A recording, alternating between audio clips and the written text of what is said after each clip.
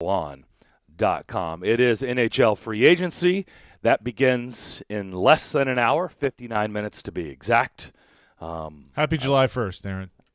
Happy July 1st. Yes, it's off by 4 weeks, right? NHL free agency. Typically I'm on a trip during NHL free agency. I know many years past I've been on a trip. By the way, Peter Mrazek, 3 years, almost $4 million per to Toronto. Yeah, I saw that Kevin Weeks putting that out there first. Kevin, by the way, have you noticed? Oh, he knows stuff. Well, it's not that he did, but I didn't feel like Kevin was it. But I feel like he's been kind of in the middle of breaking a lot of stuff. Yeah, here lately. I've noticed that more. I would say not even just lately, just like the last year or so. And why do we think that is? I don't know. I mean, if you're that connected and you know that stuff, I mean, I'm watching their coverage last night, and he's talking about as soon as Fleury gets traded to Chicago, he picks up the phone and he calls Fleury, and Fleury answers. I mean, that's pull, man. Yeah, that's pull. But one thing I have noticed, and this is what's interesting about this, is I feel like a lot of former players, they know all this stuff. Like they know a lot, but they don't report it because it's like, hey, it's the code. We're in the locker room still. Like you're telling me something that we're talking in the locker room, and what happens in the locker room stays in the locker room. So that's why I don't think you see a lot of former players break stuff, whereas now, Kevin Weeks is, and I've seen Shane O'Brien break a couple things on Twitter. Like he's known some stuff. So I don't know. I guess it's just now maybe as his role expands, he's with ESPN. That's why I'm saying coverage. that. I kind of feel like maybe that's a part of it. That's why I brought it up. Yeah. Yeah. So probably more encouraged to now. Yeah, I would say they're probably egging him on a little bit. Yeah. By the way, have you noticed really all the crossover now with ESPN and NHL Network?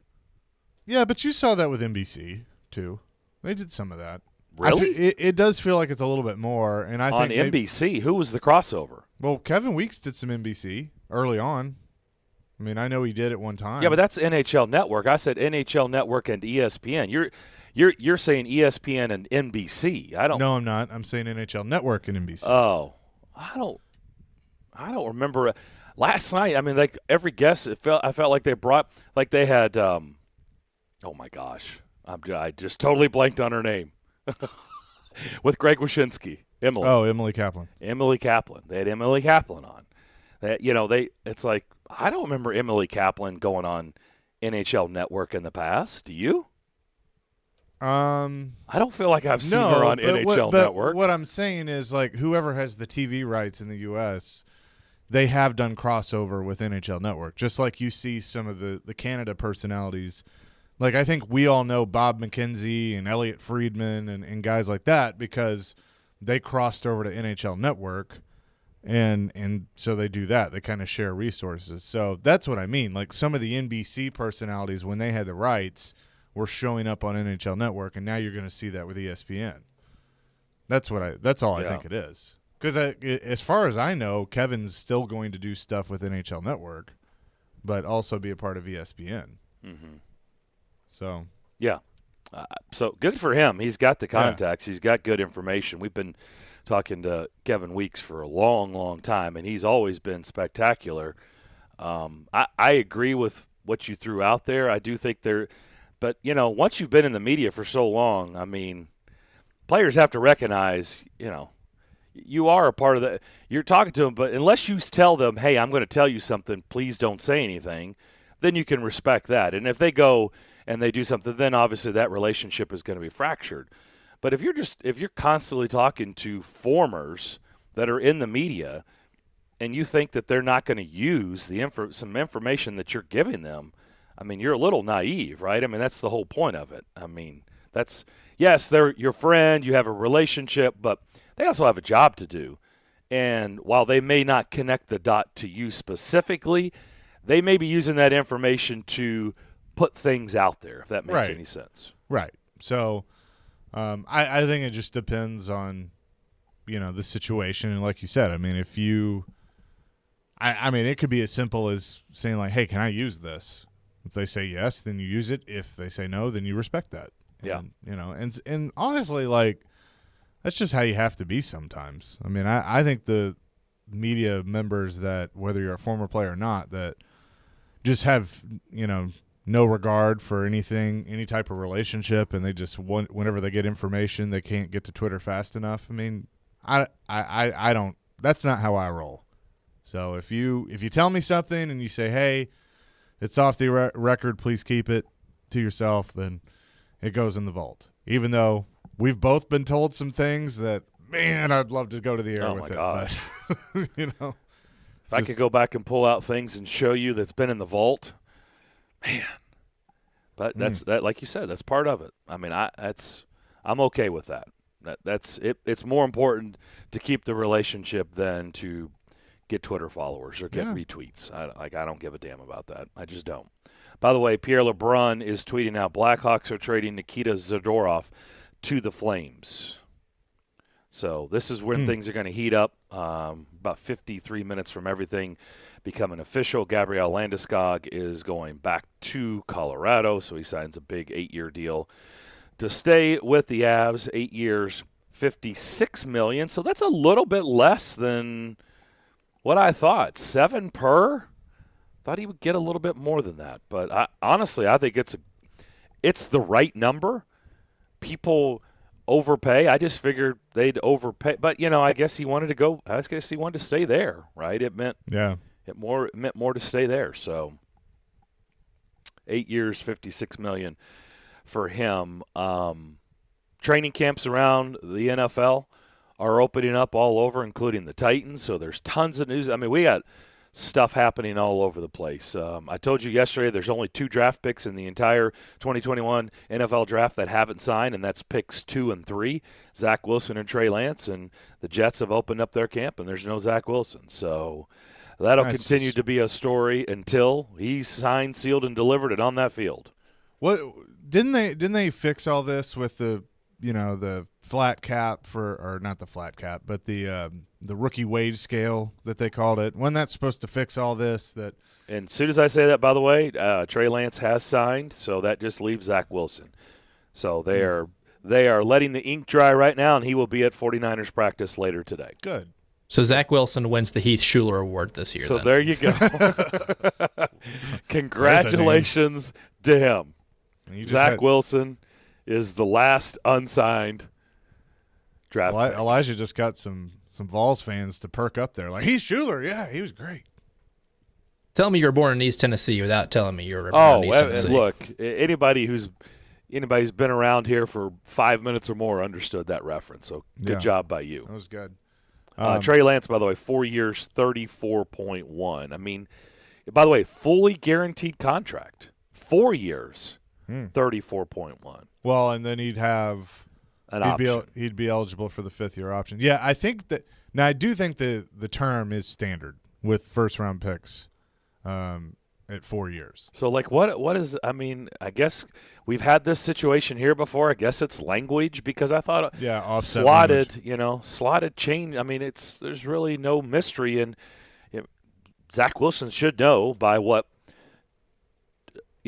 Lawrence signed for, and now Trey Lance. I mean, he's sandwiched in between those guys. What he should be looking at. And so I guess it's language. It's the offset language, which Floyd – I feel like every year Floyd did like a symposium on what that means because every year there would be a case, where they were negotiating offset language and he would have to explain what that meant. Remember with Mariota that Mariota was there at the beginning of training camp, but he did take a little while to get the contract signed because of offset language, and I think it had to do with like surfing or, like if he got hurt surfing or something, what that would mean for the contract. And so that's usually eaten by a shark. Yeah.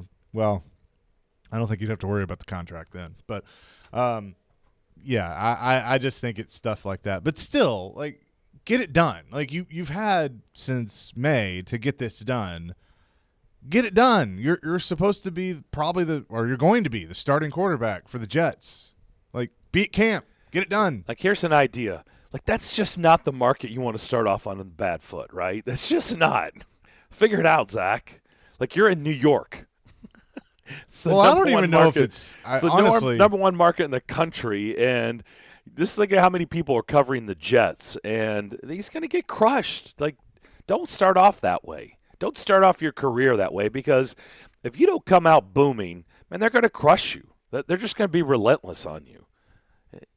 Good luck. I mean, you want to start off on a bad foot? Good luck. I'm just saying, it's not the market to do that. So, all right, you didn't get tagged in this tweet, and I'm about to tell you why. Because I guess Adam Adam had quote tweeted yesterday about possibly Ryan Getzlaff and the Predators, and a guy on Twitter just responded to that and tagged Willie, tagged me, and then tagged McFarland at McFarland Darren with one R, thinking that was you. And the guy's from Cleveland too. That's what's funny. Okay. But definitely not you. Definitely not you. Nope, that is not me. No. I'm sure there's another Darren McFarland out there. I'm positive. Well, clearly he's on Twitter. Who's going to be very confused when he gets that notification. I just think it's funny he's from Cleveland. The Blackhawks have acquired Tyler Johnson from the Lightning for Brent Seabrook. Mm-hmm. Brent Seabrook looks to So have they've a gotten great rid of year all for, those Tampa. Well, Chicago got rid. I mean, they got rid of Seabrook and Keith, right? They got rid of those. Yeah. But I mean, they defensemen with. Well, and they did that with Hossa. They traded Hossa's contract a couple years ago. Are you surprised that the NHL hasn't put the kibosh on that right. yet? Because it's such a it's a loophole, but loopholes are generally not super well known. Like, you kind of find them. Like, this is the biggest known loophole, I think, in any sports, any pro sport, because you can literally just stow away a guy that he's never going to play for you. He's never going to play again. He's basically retired, but he hasn't officially retired, so you can hide his money from the cap. Like, it's the biggest scam, but teams do it.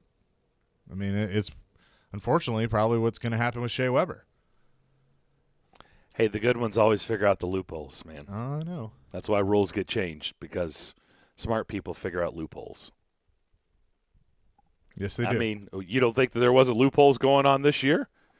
Oh, of course. I mean, the Lightning. I mean, Kucherov didn't play the whole year. Look what they did, and look how it all worked out. And now they save. I think they save doing this. They end up saving about $5 million in cap space, because once they put Seabrook on LTIR, they'll be fine. So that means Killorn. I think there were talks they may have to trade Killorn. Now they don't have to. They have the room. I mean, and they've been Tyler Johnson, somebody they've been wanting to offload. And now they've done that. Mm-hmm. Looks like Mikhail Granlund is going to head to the free agent market, which begins in about 45 minutes. We'll keep you abreast of everything going on around the National Hockey League. Of course, Titans training camp underway. They are out there practicing right now. So we got a lot of stuff that we'll continue to pass along throughout the course of the day. We'll come back, talk to Adam Vingan from The Athletic. We'll do that next here on the DDC ESPN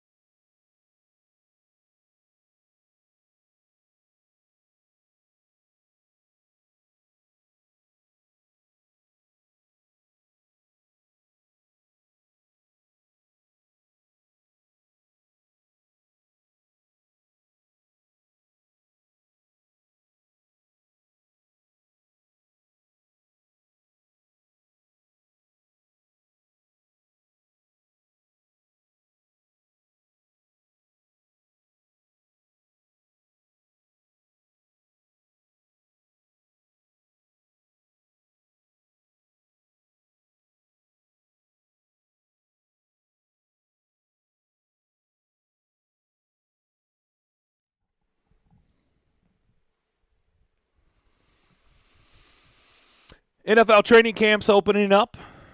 NHL free agency about to open up in 45 minutes or less. News is breaking all over the place, though. By the way, Ravens head coach John Harbaugh telling everybody that Lamar Jackson has tested positive for COVID-19. So wanted to pass that along. Back here on Darren, Daunic, and Chase. Darren McFarland and Chase McCabe with you here on this glorious Wednesday. Happy hump day to everybody. Let's bring in Adam Vingan from The Athletic, and let's talk about the free agency period. It looks like that Mikael Granlund is going to hit the market, and we know usually, when a player hits the market, that means they gone.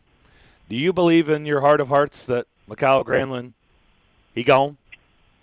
I do. And first of all, I would like to say, I don't know if you saw this on the Twitter yesterday, but Ryan Porth did something yesterday, or the other day rather, that you, Darren, could not be bothered to do for more than a year. Oh, trust me. We saw it. It dominated most of the show.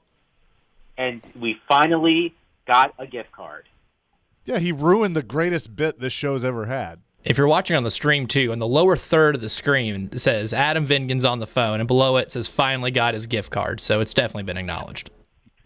Okay, well, I just want to make sure that Darren knows that his boss did what he did not bother to do for an entire year. So thank you to Ryan Porth. Well, thanks to Ryan for ruining the surprise. I had a $100 gift card to Children's Palace for you and the family and the new baby, and he's ruined it, so now I'm not going to give it to you because he blew it. Is that a place that actually exists, or are you pulling my leg again? It's a $100 gift card to Children's Palace, and I was going to tell you to go have fun with your kid. Is Children's Palace a real place, or are you making it up? You've never heard of Children's Palace? No, but then again, the Children's Place? Excuse me. Yeah, it was like Children's Place. That's a clothing company, right? Yeah, and there was Children's Palace. Wasn't there a Children's Palace too? I don't remember that one. No? I remember Children's Place.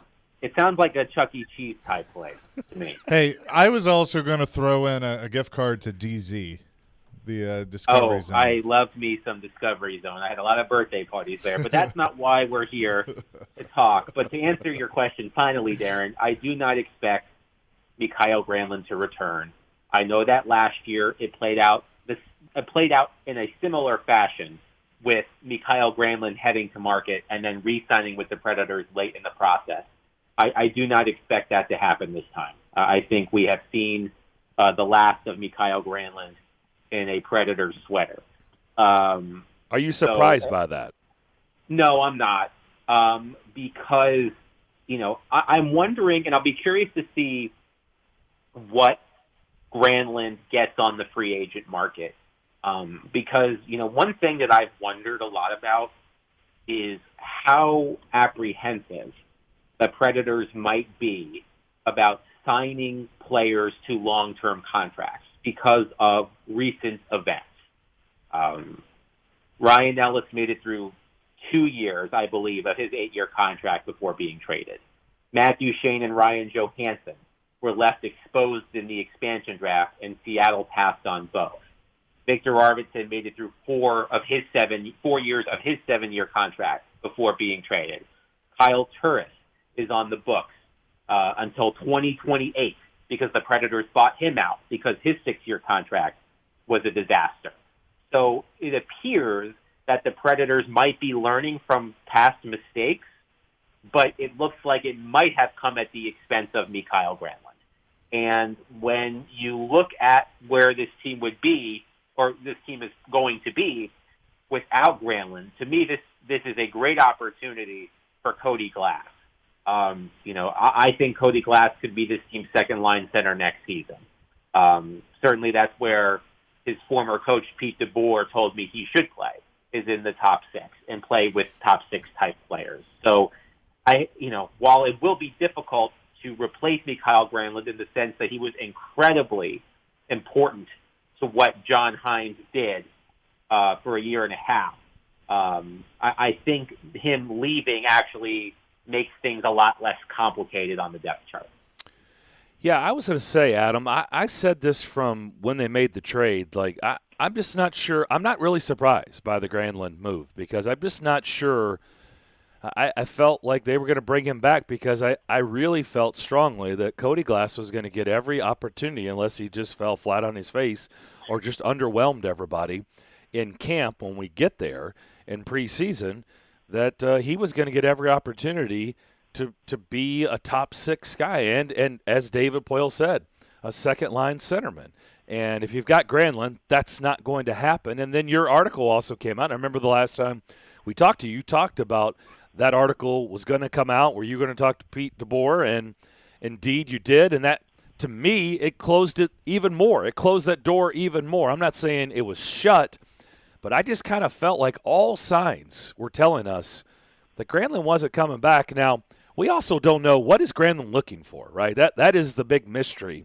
And if he's looking for, let's say, a 4-year deal, I could see why the Predators aren't interested. As great as he played under John Hines and as nice of a player as he's been since he's been here, I wouldn't give Granlund more than 2 years. That's just me. Well, I do not know currently what the offer to Granlund was, but I did speak to Granlund's agent this morning. We exchanged text messages, and he told me that talks led nowhere, quote unquote. And then I, brought up to him the fact that, we had a similar discussion last year, and he ended up re-signing. But he said there was no traction at any point in contract negotiations between the Predators and Granlund and Todd Diamond on behalf of Granlund. So, the site Evolving Hockey projected, and they do a very good job of contract projection. They projected a 3-year contract with a cap hit of around $5 million for Mikael Granlund, which I thought to be a bit rich. I agree with you that I think 2 years probably would have been my ceiling for Granlund, especially after he took a 1-year deal last year. You figure he probably wouldn't want to take another 1-year deal. And also to keep in mind, it's also likely that Erik Haula is going to the free agent market as well. And I don't know if the door has been closed on potentially re-signing Haula, but it appears that Haula will not return either. And when you look at I tweeted this out about an hour ago. I'm going to list all of the players who have left the Predators this offseason, and I'm going to also list their ages. Victor Arvidsson, 28. Ryan Ellis, 30. Mikael Granlund, 29. Erik Haula, 30. Kalle Järnkrok, 29. Pekka Rinne, 38. There is a pattern developing. Yeah. The Predators clearly appear to be getting younger. And I think that's the right path. I mean, I was on with Jared yesterday afternoon, and I told him that I feel like next season needs to be a transition year. See what you have in the younger players, see if there are players you can build around. If it works, great. If it doesn't, make more changes.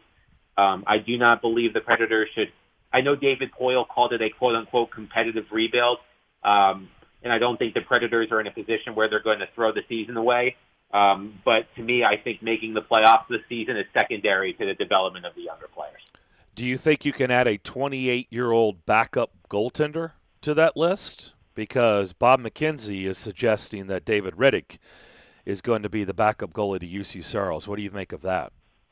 It's an interesting choice, and I think when you look at Riddick's profile, it makes sense for the type of goalie that the Predators probably should have pursued as a backup. He has 134 games of NHL experience with Calgary and Toronto. He spent the most of his career in Calgary and was traded last year to Toronto, I think at the trade deadline. Didn't play much for Toronto, only had 4 games in the regular season for Toronto, 3 starts. But, he has plenty of starting experience. He's a bigger goaltender, 6'3". The goalie carousel, it is what it is. There are a lot of moves being made already. I see on the timeline Kevin Weeks reporting that Antti Ranta is signing with the Carolina Hurricanes. It's also expected that Yaroslav Halak will sign with the Vancouver Canucks. It appears that Peter Mrazek is going to the Toronto Maple Leafs. So, a player like Riddick makes sense for that role because, in my opinion, Riddick is not a legitimate competitor, as I should say, for the starting job. It's clearly UC Saros' net, and Riddick is a good plan B for 20 to 30 starts and playing a couple games in a row if UC gets hurt or something like that. Adam Vingan on the line with us, covers the Predators for the Athletics. So with all that being said, do you think this is going to be a pretty quiet free agency period in this market? Do you think? I mean, we know they're going to address the backup goaltender that we just talked about. But really, other than that, with the moves David has already made, I don't see much. What about you? I mean, when I see – so let me ask you this. You can answer that and throw this in there as well. When I saw the report of possibly Ryan Getzlaf, it's like, really, does that fit what the Predators are doing, what we're talking about right here? To me, that makes no sense, but what say you? Yeah, that never really made a whole lot of sense to me. Ryan Getzlaf is 36 years old. Not to say that Ryan Getzlaf is not still a good player, but he's clearly in decline, and it doesn't make sense. Ryan Getzlaf to me reminds me a lot of what Joe Thornton did by going to Toronto. If Ryan Getzlaf has won a Stanley Cup, but it was 14 years ago, and if he's looking for a different team, you would think that he would want to sign with a team that has a legitimate chance of winning a Stanley Cup, not a team that has proclaimed that it might be entering some sort of rebuild. So that never made sense to me. There are a lot of RFAs that were not qualified that are out there that might be interesting. Younger players. I'm gonna butcher his first name. Is it Pius Suter? I don't know how you. He's out. He was not qualified by the Chicago Blackhawks, and he had a solid rookie season. So maybe he fits into that competitive rebuild mode. I don't see any major swings happening. I mean, think about the players that have already signed. Landeskog re-signed with the Avalanche at the 11th hour last night. Alex Ovechkin re-signed in Washington. Taylor Hall re-signed in Boston. There aren't any really big names left on the trade market that would make a huge deal. Now, of course, as soon as the Edmonton Oilers executed a buyout of James Neal, I was getting lots and lots and lots of tweets about James Neal. And I thought to myself, just gag me with a spoon. Why the Predators don't need James Neal.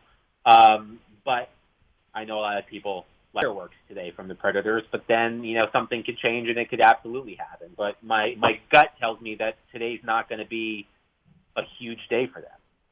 Adam Vingan of The Athletic is here with us as free agency about 28 minutes away from officially opening around the National. You could make some moves in free agency or trades and bring some veterans back in and kind of reverse what you've done to be competitive, and because he's called it a competitive rebuild. Or you can continue the youth movement, be a young team, and just see what happens. And right now I kind of put some lines together and I look at this roster and I go, not a playoff team, but something that you can develop.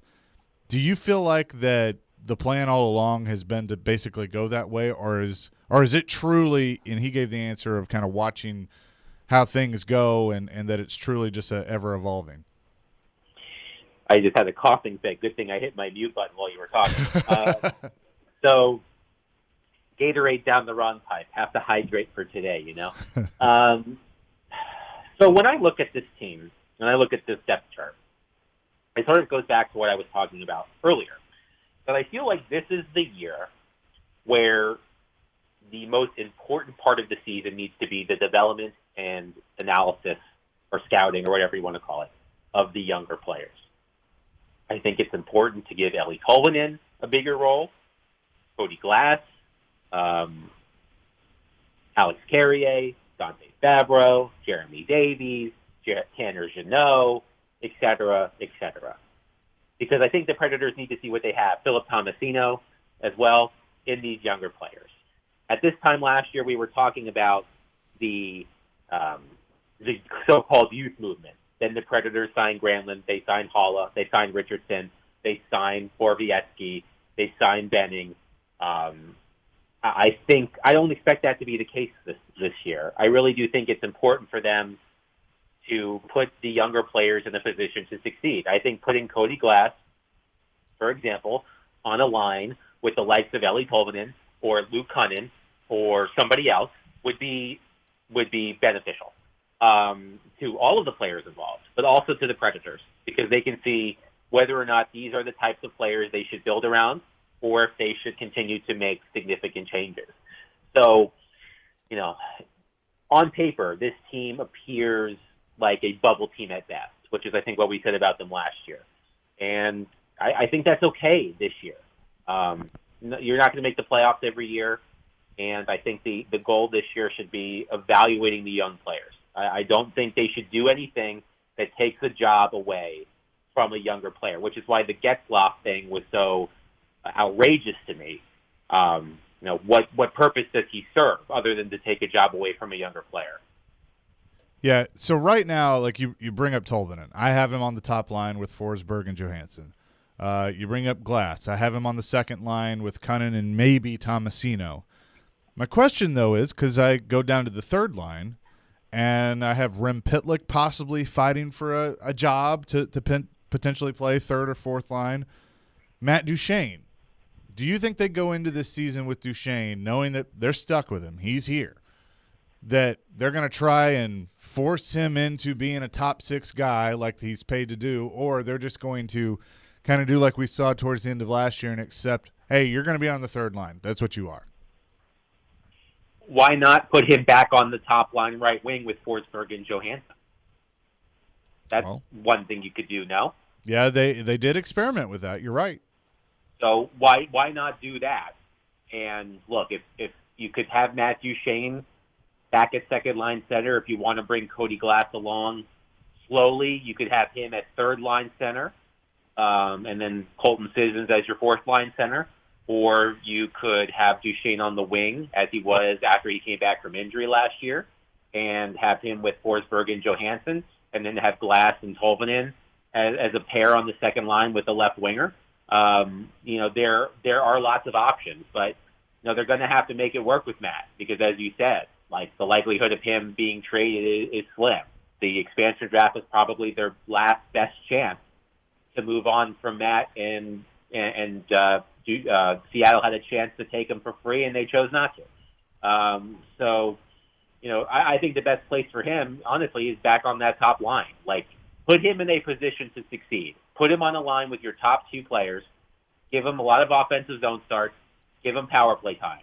And it's sink or swim. If he takes advantage of that opportunity, great. If he doesn't, he has no one to blame but himself. So as we currently look at this, and we've heard David Poile use the phrase competitive rebuild, so we'll go with that for now. John Hines is entering the last year of his contract.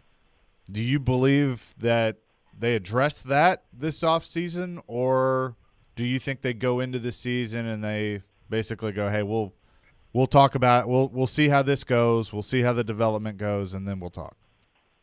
Yeah, it's a good question. I mean, I think a lot depends on how the season starts. I think if the Predators get off to a strong start and John puts a lot of young players in positions to succeed and things go well, I think you could absolutely, give him another contract. My colleague Pierre LeBrun tweeted or wrote a few months ago about the landscape of coaches, and I cannot recall if he said if John Hines had a team option for another year after this year, or if it was his option. I think it might be a team option. But this is the final year of his contract, for sure. I think it's important, for the Predators to continue doing what they were started to do in the second half of last season. I know that I like to use this term a lot, when it comes to John Hines, and it might sound a little political, so forgive me. There's a section of the fan base I call the Never Hinesers, because it doesn't matter what John does. They never like the hire, and they'll Yep. never give him a chance. He could win the cup, and it wouldn't matter. Well, I think even then maybe they would finally give him some credit. But when you look at what happened in the second half of last season, I know that there are a lot of reasons for that. UC Saros, of course, played incredibly well. A lot of younger players stepped up. But that transformation does not happen without John. It doesn't. So, John Hines deserves a lot of credit for getting this team to buy in to what he was selling and getting them helping them get to the playoffs when it looked like all hope was lost. So if John can continue that this season, I think, keeping him around for a little bit longer would be the right thing to do. And then I also asked, I was asking about kind of the plan and things like that, and I know you tweeted about this, about not taking on some of these Seabrook-type contracts that you can hide with LTIR. It seemed like David Poyle was against doing that and potentially moving, a contract and being able to get some cap relief. What do you think about that in that strategy and how it's worked for some GMs and obviously hasn't for others? Well, think about the draft capital that the Arizona Coyotes have accrued over the past several days. Trading for Andrew Ladd, trading for Shane Gostisbehere, the Oliver Ekman-Larson, Connor Garland deal that netted them the 9th pick in the draft. They're doing a lot of that. And I think David said to the two of you that he doesn't feel the Predators are in a position where they should be taking on those deals because Arizona looks like it's about to be the worst team in the league next year.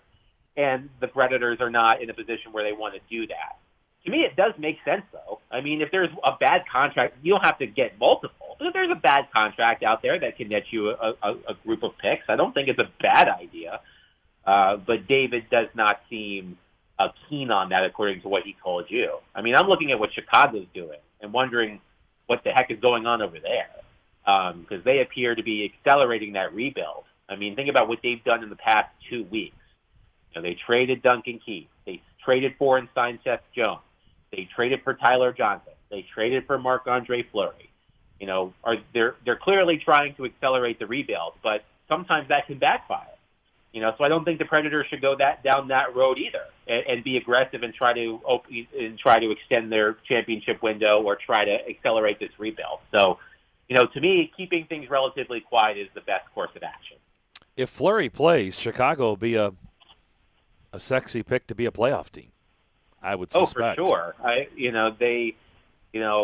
The Seth Jones contract to me is, I like Seth Jones. You guys like Seth Jones. Seth Jones is a great individual, a very good player, a very divisive player among the analytics versus the eye test crew. But now he's making more money than Roman Josi, or will make more money than Roman Josi. That, I wouldn't have expected that. But think about what they've done over the past, 2 weeks. They traded Duncan Keith. They traded Brent Seabrook. They traded for Seth Jones. They traded for Marc-Andre Fleury. They traded for Tyler Johnson. I mean, they still have Patrick Kane. You think they're going to be, it's believed that they're going to have Jonathan Taves back next year. They still have Alex DeBrincat. They still have Kirby Dach. They're a lot better. But as you said, Darren, it's unclear whether or not Marc-Andre Fleury will actually play because there were a lot of reports yesterday that he might retire. I think he'll play. I really do.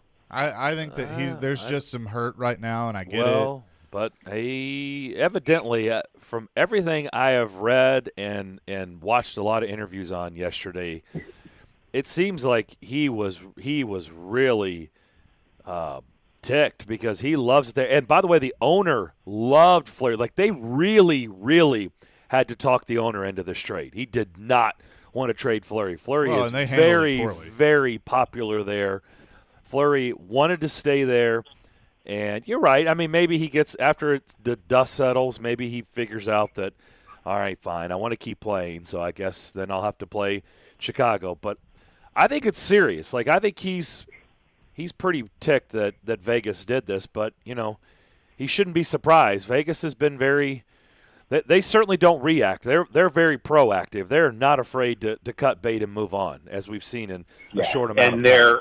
And there are reports that they are hot after Philip Deneau, most recently of the Montreal Canadiens. But I also believe they've been linked to Jack Eichel. And as I'm saying this, Kevin Weeks is tweeting that the Senators are trading Evgeny Dadonov to the Golden Knights for Nick Holden and a draft pick next year. Interesting. So they're clearly on the move. Mike Russo reporting that Ryan Suter's deal with Dallas will be a 4-year deal with a $3.65 million cap hit. Yeah, I was going to say, there's not bad. reports on Ryan Suter all over the place. I was going to say I think Darren Dreger's the first I saw from TSN saying 4 years. So Ryan Suter stays in the Predators division. 4 years. Wow. Impressive. And he's getting paid by 2 teams. It is good to be Ryan Suter. It is very good to be Ryan Suter. Let me just say this as we end this, Adam. The natives were very restless that Porth gave you that gift card because people that listen to this show really enjoyed the banter that we had the last year, and now that Porth has totally ruined that, they were not happy yesterday. Let me just say that. The listeners were not happy that you got the gift card. I'm just passing that along. Well, how much fun can one have at Tin Roof with a pregnant wife who's 6 weeks away from giving birth? You're about to find out. So, we'll see. But that Children's Place, Palace, whatever it's called, gift card, I'll take it. I mean, I need more baby clothes. We'll see what we can do on the other side. Adam, appreciate it as always. We'll talk soon. All right, guys. Thanks. Thanks, Adam. Adam Vingan from The Athletic. We'll come back and wrap up the first hour of Darren, Daunic, and Chase next.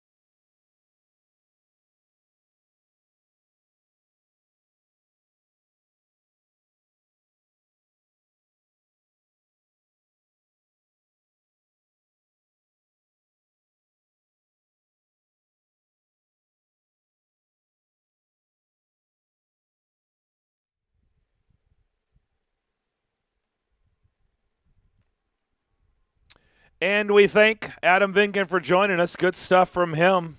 It's supposed to be official here in about 10 minutes. The NHL free agency signing period beginning. But there's a lot of stuff out there. We'll continue to pass along throughout the course of today's show. Don't forget, 94.9 is the official English radio home of the Nashville Soccer Club. Listen in this Sunday night as Nashville SC takes on Toronto. Pregame begins at 6:15. The match will begin at 6:30 p.m. So during the break, I was doing a lot of questioning myself. I really was. I was like, did I just make something up? Am I going crazy? Do I need to go to the doctor? Do I need to get a CAT scan? Is something wrong with me medically? Like, this is what happens. Every year that goes by, when does this happen? And I'm like, oh my gosh, it's happening. Like, I'm making up stuff on the air. And Gover tweeted at me like, you botched the name. D-Mac, you botched the name. I did not. Children's Palace was the toy store back in the day. Now, they've been long gone. And that's what, like, Elijah never even had heard of Children's Palace. See, but I I'm haven't telling either. you, there wasn't a lot out there, which did surprise me. But Children's Palace in the day was, I mean, think about the name. It's called Children's Palace. Man, when I was growing up, if you went to Children's Palace, like, it was, you could spend hours in there. Well, that was the place. But was that like more of, your area, Lexington, up north? I don't know. That's a good question. I don't know. Because down here, it was like when I was growing up, it was there was one in Lexington and there was one in Indianapolis because Okay. we would go visit my grandparents in Indianapolis, and there was one very close to their house, and we would always go there. Yeah, for me, there was KB, there was KB Toys, and then Toys R Us were kind of the big ones. Yeah, but so maybe it was more. Maybe there wasn't a Children's Palace in Nashville. Maybe that's what it was. But I've I'm heard just of telling Children's you. Place. Right, but that's closed. Yeah. This is like a massive toy store. But I just looked it up, and they've been gone for 30 years. So. Children's Place had, and I think they're still around actually. They had it perfect because no kid wants to go in and try on clothes and shop for clothes, like they want to go to the toy store. But the thing about Children's Place is they had like a jungle gym and stuff inside the store. So it's like mom could go pick out your clothes and you're playing with the slide and these things you can crawl up. I mean, they had it figured out for sure. So, because I remember going there at the Bellevue Mall, the old Bellevue Mall. Oh, yeah. Well, as much as I love giving away gift cards to places that don't exist, I couldn't even do this to Adam because they've been gone for 30 years and they didn't have gift cards back then. So I would not have a Children's Palace gift card laying around that I could give to Adam Vingan. So I'll have to figure out something else. But that would create another stink storm that would, create some more fodder on the show if I could do something like that. But, of course, I'm talking to you and to Elijah and to Vingan, and you guys have no clue about Children's Palace, and clearly Gover doesn't either because I guess you guys are not old enough. But it was a thing. Now, maybe there wasn't one in Nashville. So, but none of you, you did, but Adam didn't, Gover didn't. You guys, Elijah, did you grow up here? I mean, I grew up in Jamestown, Tennessee, so not exactly Nashville area. I'm pretty sure there wasn't one in Jamestown. There wasn't hardly anything there in Jamestown, for being honest. I've been to Jamestown, North Dakota, but I've never been to Jamestown, Tennessee. I'm sure they're probably the same. No, I used to go to Jamestown, Kentucky all the time because there's a huge lake right there, and we used to go there all the time. But, yeah. Over under 15 and a half Jamestowns in the United States. I think I'm hitting the over. I would take the over. I'd take the over. Just saying. I'm just glad I don't have to go get a CAT scan. So there was a Children's Palace. I didn't make it up. It did exist. All right. Let's talk about what we just discussed with Adam. Okay. So we're reporting, putting out there that there's a lot of reports that Ryan Suter will ink a 4-year deal or has or will soon to stay in the Predators division, play for the Dallas Stars. By the way, Blake Coleman to Calgary on a 6-year deal, 4.9 per. So Blake Coleman out of Tampa to Calgary to take to be with the Flames the next 6 years at almost $5 per. That's a good deal. It's a good deal for Calgary. He's a good player. Yeah. No, I don't think that's bad at all on that. So when it comes to the Predators front, take away, and it looks like all signs. What do you think? Do you think this is going to be pretty quiet here for the first time in a good while? Yeah, I do. I think they're going to have to make some signings, like some depth pieces, but I don't see anybody that's going to come in here and blow you away in the top 6. I think they want to see what they and I get it. Like, you want to see what Tolvanen it is. I've been banging my head on the desk about that for a year and a half of see what you got, and you have too. See what you have in Tolvanen. He needs to play top 6 minutes. I know Adam threw out there putting Duchesne on the top line. I'm just gonna be honest. I'm just tired of forcing Matt Duchesne into a position where, okay, we're going to put him in a position to succeed because I just haven't seen it. So I'd rather see Tolvanen on the top line with Johansson and Forsberg. That's just me. Cody Glass, you've brought him in. You want to see what he can do in the top 6. So I feel like anybody they're going to sign is going to be, more bottom 6, and then maybe a defenseman, but I think they're pretty set there with what they have, unless they just find one of those diamonds in the rough in the bargain bin. Why not Duchesne on the second line? Well, I mean, as long as you're not taking away from – okay, I'll answer that this way. It depends on what Philip Tomasino does in camp. If Philip Tomasino shows – do you think he's not only – do you think he's going to make the roster and he's going to be top 6 to start? In a perfect world, yes. But I want to see what he looks like. He may come into camp and go, yep, he's good enough to make the roster, but I think third line. Let's start him on the third line and see what happens. Because you could say Duchesne, Glass, Cunnin, second line. Right? Tomasino, third line. Could. And what's Rem Pitlick? I want to see more out of Rem Pitlick. I don't know. I'm not sure. I'll just tell you right now, if I'm doing a starting grid right now, he's not on the list. Not even on the team? I don't know. Not factoring any potential additions as well? I don't know. Yeah, I mean, you remember that's saying if nothing happens. Like, they don't sign basically, if they don't sign anybody, really, other than the backup goaltender. So he gave some really good shifts last year. So I have changed this. I've changed this a lot, but this is kind of what I'm. I mean, when you say look at the fourth line is the no mystery, right? Sissons, Trennan, Olivier, or Jeannot. I have both. So this is what I have right now, because I've changed this a lot, but I put this together right before the show. Forsberg, Johansson, Tolvanen, Cunnin, Glass, and then I just shifted Duchesne on that wing. But I have Glass at center. Cousins, Tomasino, and then Rocco? Question mark? Maybe he's still on the team. Yeah, that's still on the team. Yeah, so you got Cousins, Tomasino on the third line. So Sissons, Trennan, and Jeannot, fourth line. Yeah, and then but I have Jeannot / Olivier. Yeah, and third would be Tomasino, Cousins, and who? Rocco right now. Yeah.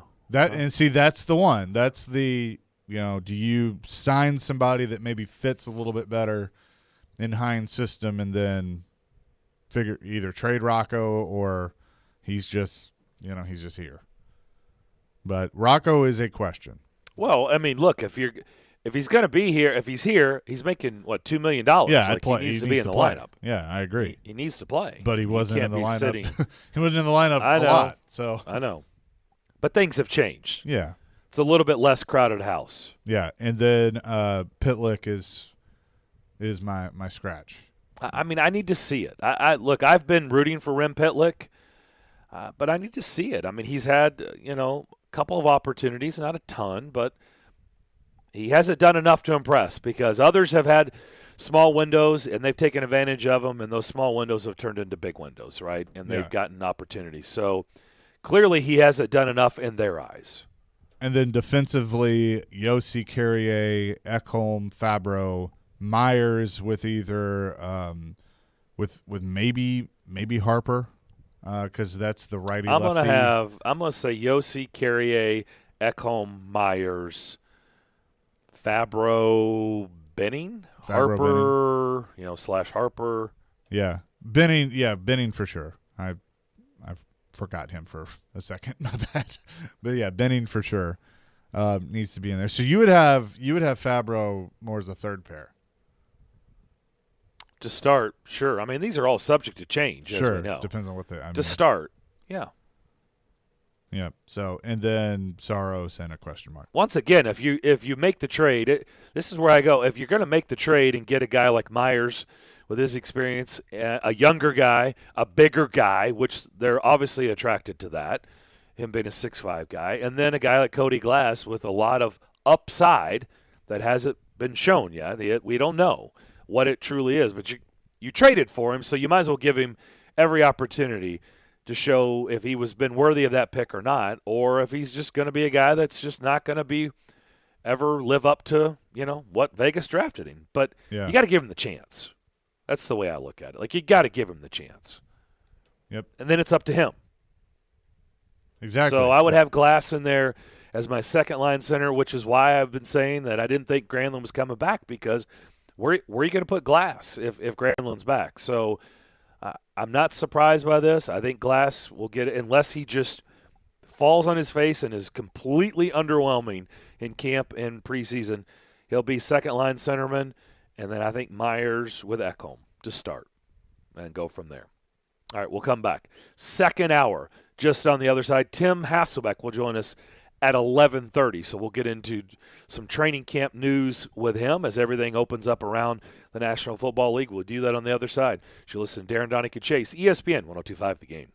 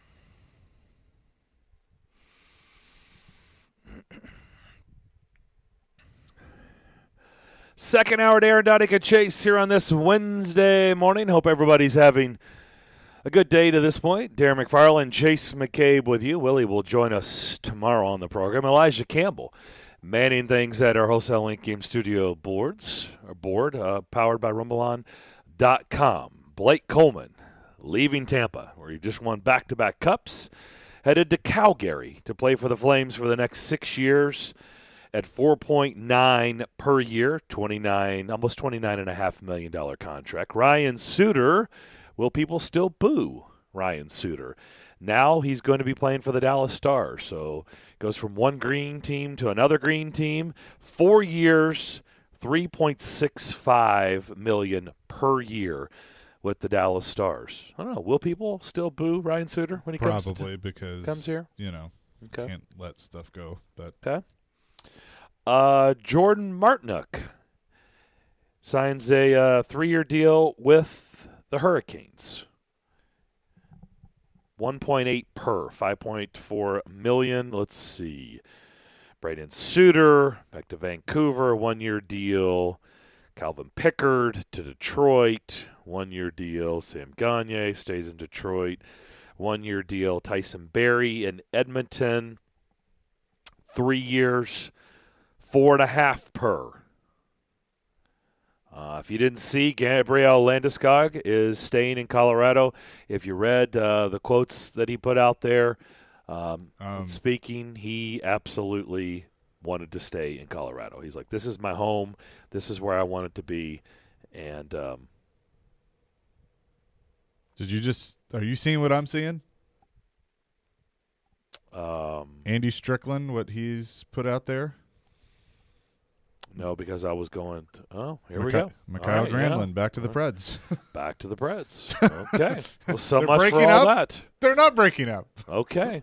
But it's a toxic relationship. I was going to say, this is a little bit of a shaky relationship, right? I mean, it seems like it's on, it's off, it's on, it's off.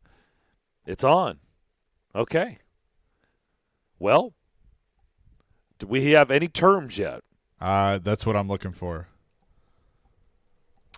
I said I would do more than 2 years. That's just me.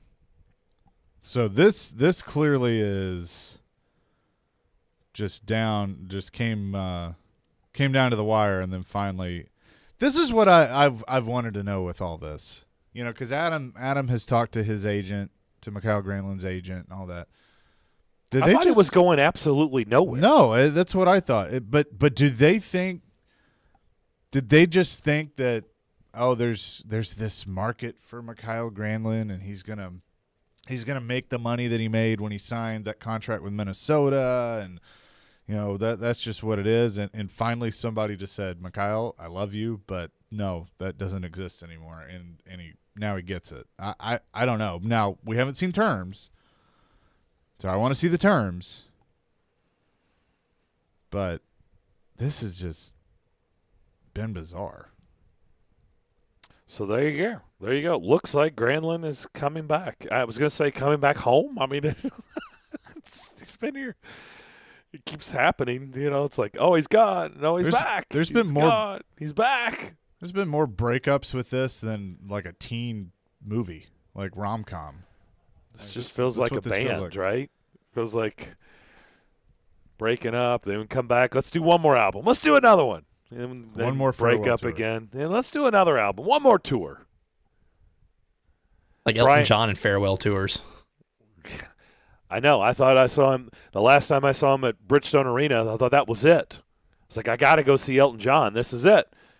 Now he's back doing a farewell tour. Martin Jones to Philadelphia. Here we go. Mikael Granlund returning to the Predators, 4 years, $20 million. Don't love it. It's just me. Adam Vingan putting that out there. Don't love it. So that's what, 5 per? Yep. Love Granlund. I wouldn't, but that's me. I'm just going to be honest. I wouldn't have done that. They gave in. That's what that tells me. They gave in. Martin Jones to Philadelphia. Brian Elliott to the Lightning. So he will back up Vasilevsky. And there you go. Granlund, 4 years. Well, we don't have to have this talk again for a while. No, I don't know. I was on board to bring him back if it was like in the 2. I would concede on 3, but not 5 per. Ooh. Well, all right. We'll see. If I'm just trying to be honest. I mean, I don't love it. Yeah, I mean, I like him as a player. I think he's solid. Sure. He's obviously served well under John Hines, but 4 years, 5 per. I mean, I don't love it. I just can't.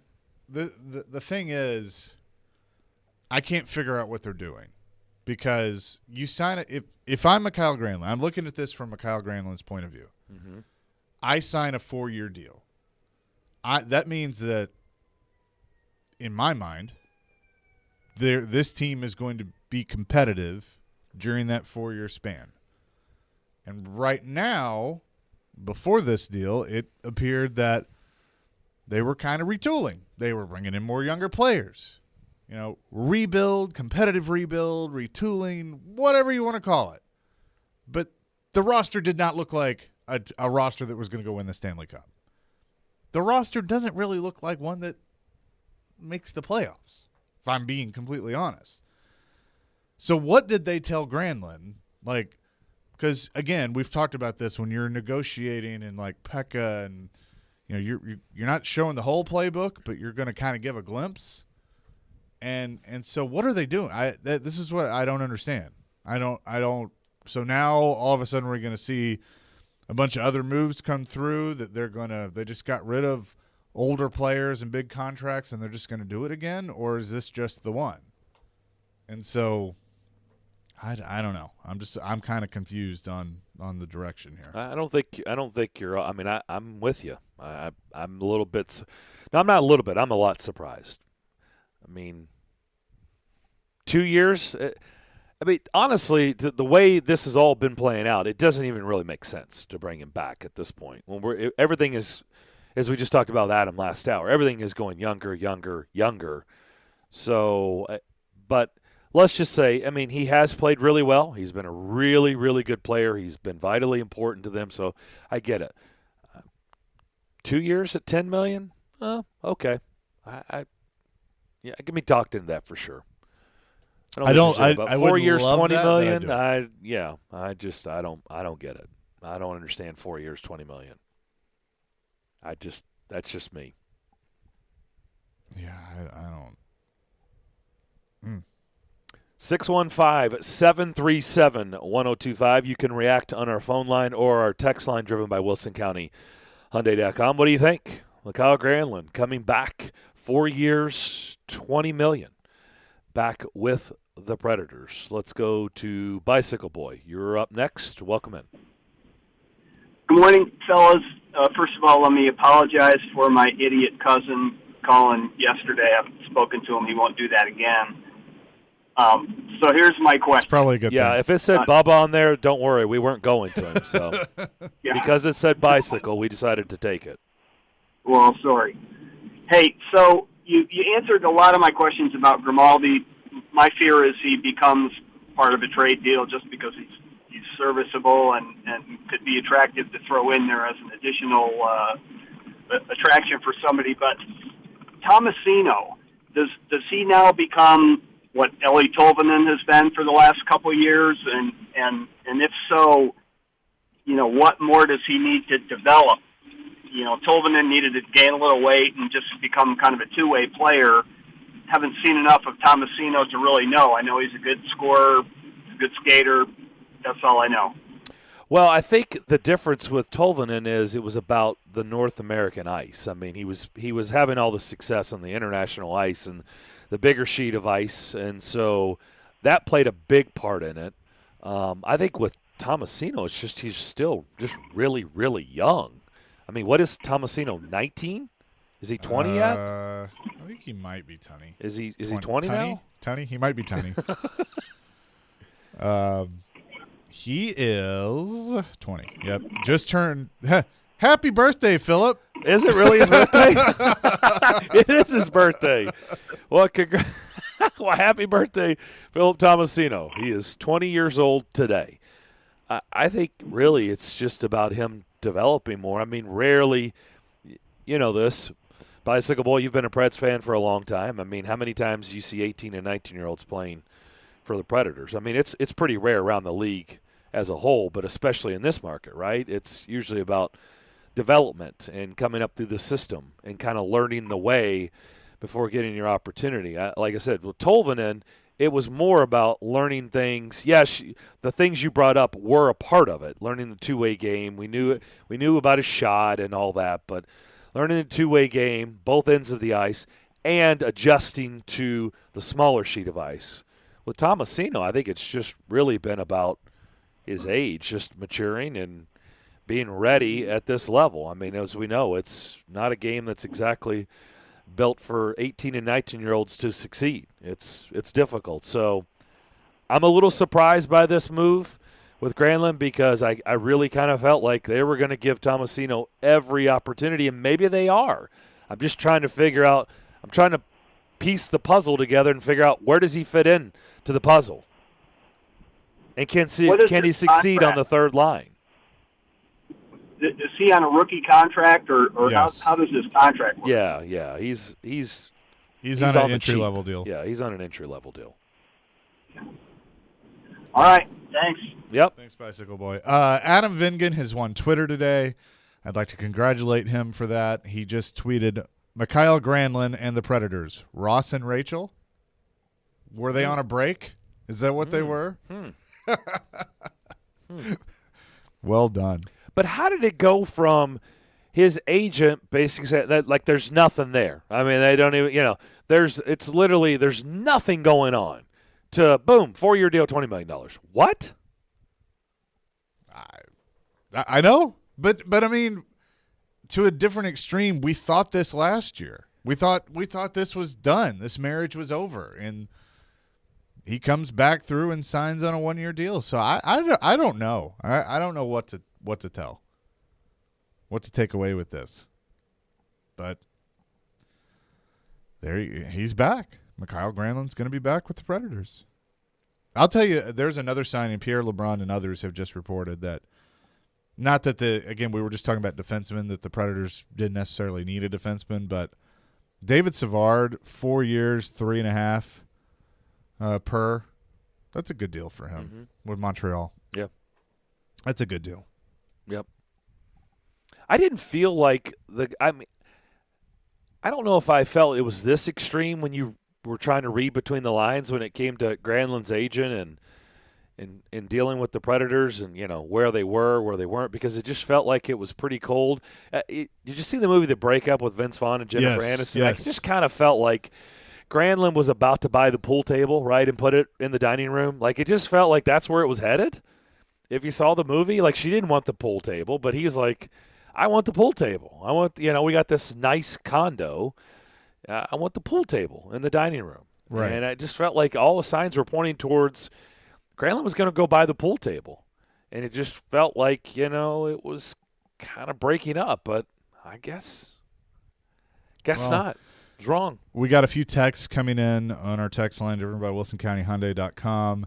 Unnamed texter, you better check on Stillman, probably having a stroke right now with this Granlund deal. He's at Titans practice, so there's medical personnel there if that's the case.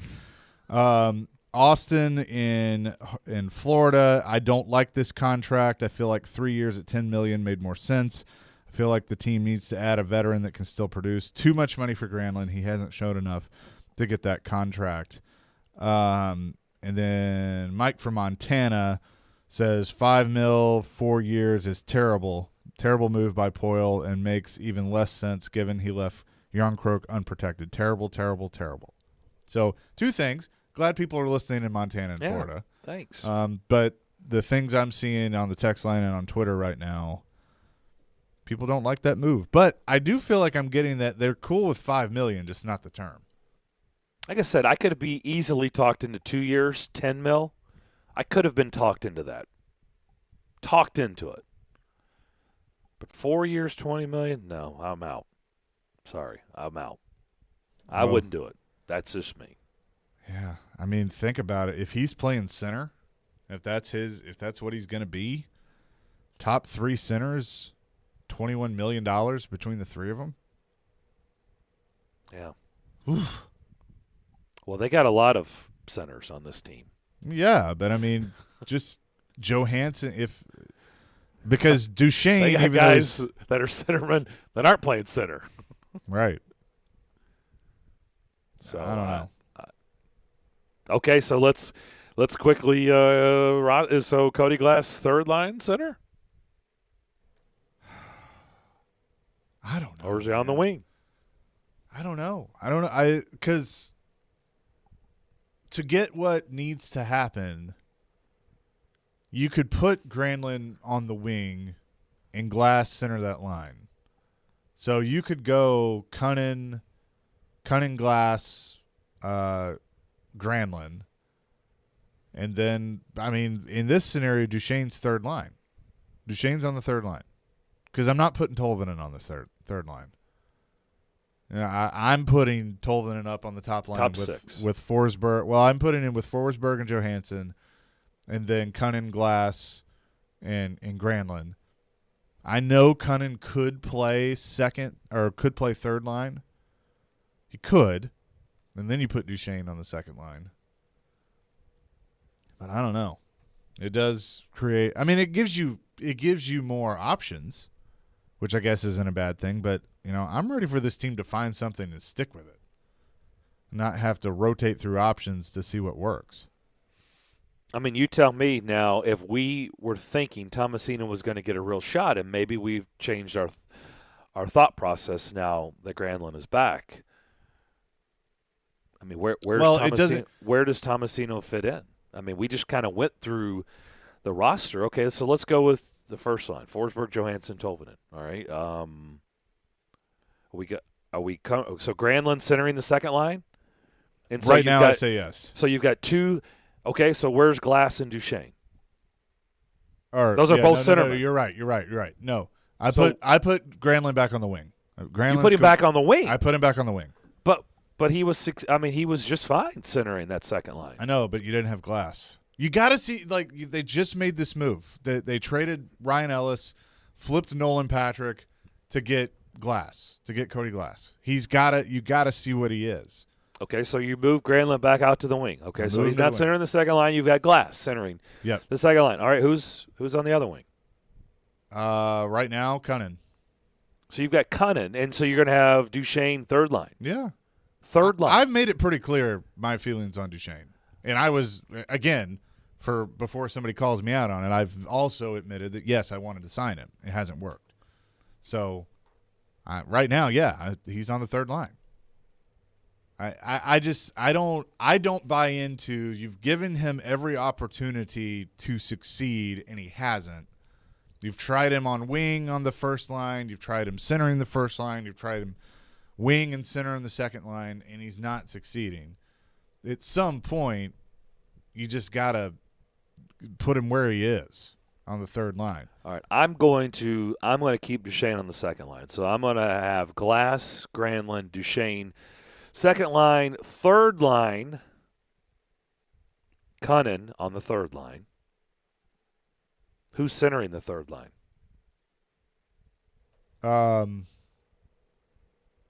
I guess Duchesne. No, okay, for you. You've got Duchesne centering the third line. Yeah. Oh, yeah. For you, you're talking about who would center the. That's the tough one. If in your scenario, is Sissons moving up? Well, maybe that's where Tomasino goes. Yeah. Maybe that's where you put Tomasino. So Tomasino, Cunnin, Grimaldi. Yeah. Braden Holtby to Dallas. Okay, so what are they doing with their goalie situation? Yeah, how many goalies do they have? It's never enough. Are they putting a goalie at wing?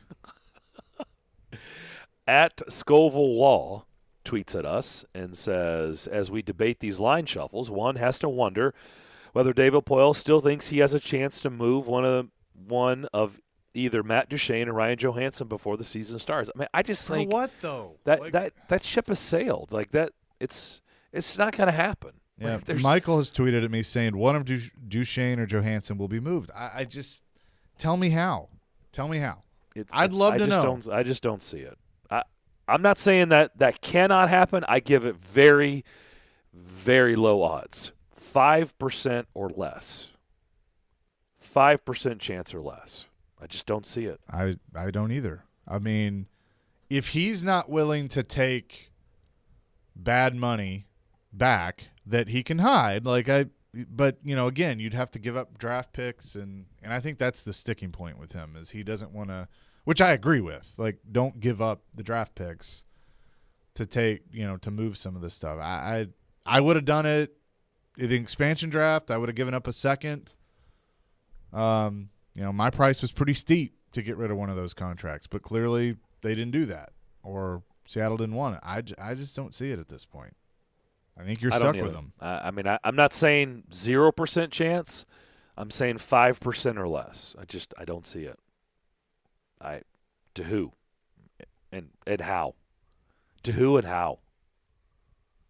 I don't see that. I just think that ship has sailed. I don't think it's going to happen. It's not going to happen this year. Yeah. By the way, somebody else did bring up, and this is a good point, that maybe on Twitter that Mikhail Granlund, could be a guy down the road that you end up trading away whenever you kind of feel like, there's still a lot of term left on the contract. Maybe you could trade. And that is the one thing we don't know. Like, whenever David Poile was fielding phone calls at the trade deadline last year, maybe he feels in his heart of hearts, if Granlund continues to produce, he knows there's a really good market for him. Maybe he was getting attractive offers and chose not to, right, at the trade deadline last year. Yeah. Because they wanted to get into the playoffs. So maybe he feels like if Granlund can stay at that level, that there will be a market for him down the road, and the offers were pretty good. So maybe he feels that, down the road, if he wanted to move that contract, then he could.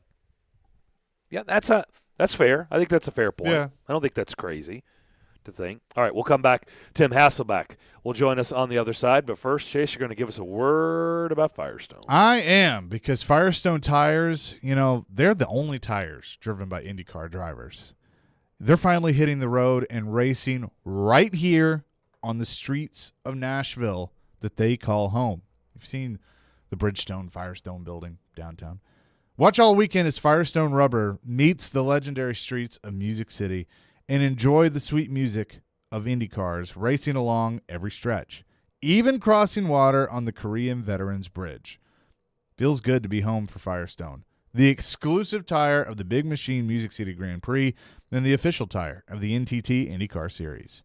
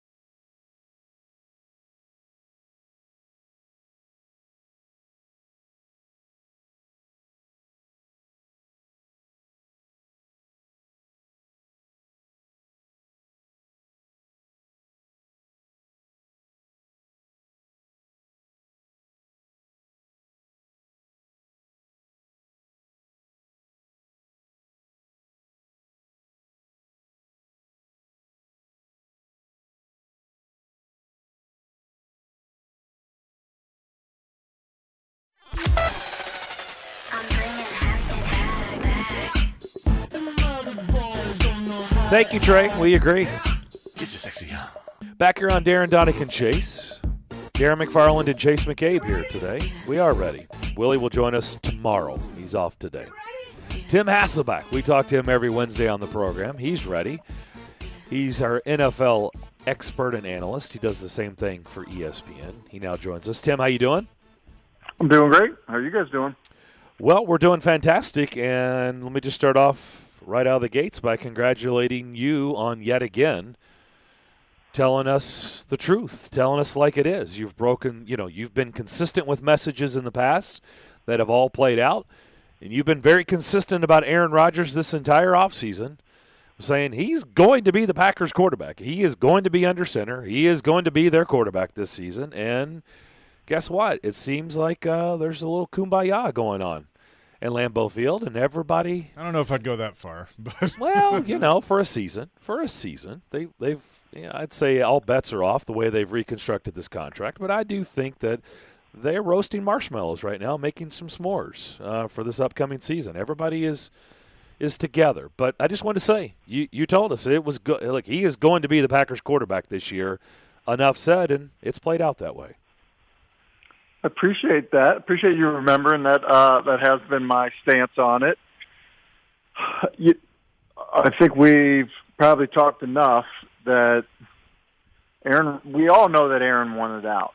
Aaron wanted to go to San Francisco, and there was a chance that that was going to happen prior to the draft. And when San Francisco traded their picks to move up to eventually, draft Trey Lance, that opportunity came and went, which meant there was nowhere else for Aaron to go. And people can talk about the Broncos or the Raiders or teams like that, but the reality is nobody could really figure out what the compensation should be for a guy that's I forget the numbers. It's like 99 touchdowns and 9 interceptions over the past 3 seasons, and is under contract and would be relatively underpaid, by the position standards. Like, no one could figure out what the compensation for that player would be, 1. 2, Aaron would have to want to go to that spot, and they would have to be a better team than Green Bay, and so there was no landing spot for him. So, as unhappy as he's been in Green Bay and as frustrated as he is with certain people in the organization, his best chance to win a Super Bowl is in Green Bay. In Green Bay, with him on their roster, is a Super Bowl contending team this year. If he is not on their roster this year, there's a really good shot they don't even make the playoffs. So, look, there was never really another legitimate option outside of San Francisco, and when they drafted a quarterback, I think that slammed the door on the idea that he was going to be somewhere else. And he was never going to sit out. I mean, I know that was a threat, but he was never going to sit out. Like, it's not just about the money. The money is a factor no matter how much he's made. Money's still part of the equation. But trying to win another Super Bowl is also another big part of the equation. And sitting out doesn't allow you to do that. I want to give some also kudos to the Texans, #sarcasm, for them saying, you know what, okay, fine, we'll agree to trade Deshaun Watson. So, noble. I mean, you guys, man, you guys got your stuff together down there in Houston. Where do you think this is going with Deshaun Watson? You've seen the report like we have that maybe they have interest in trading with the Dolphins. Maybe there's a piece in their secondary that would really interest them.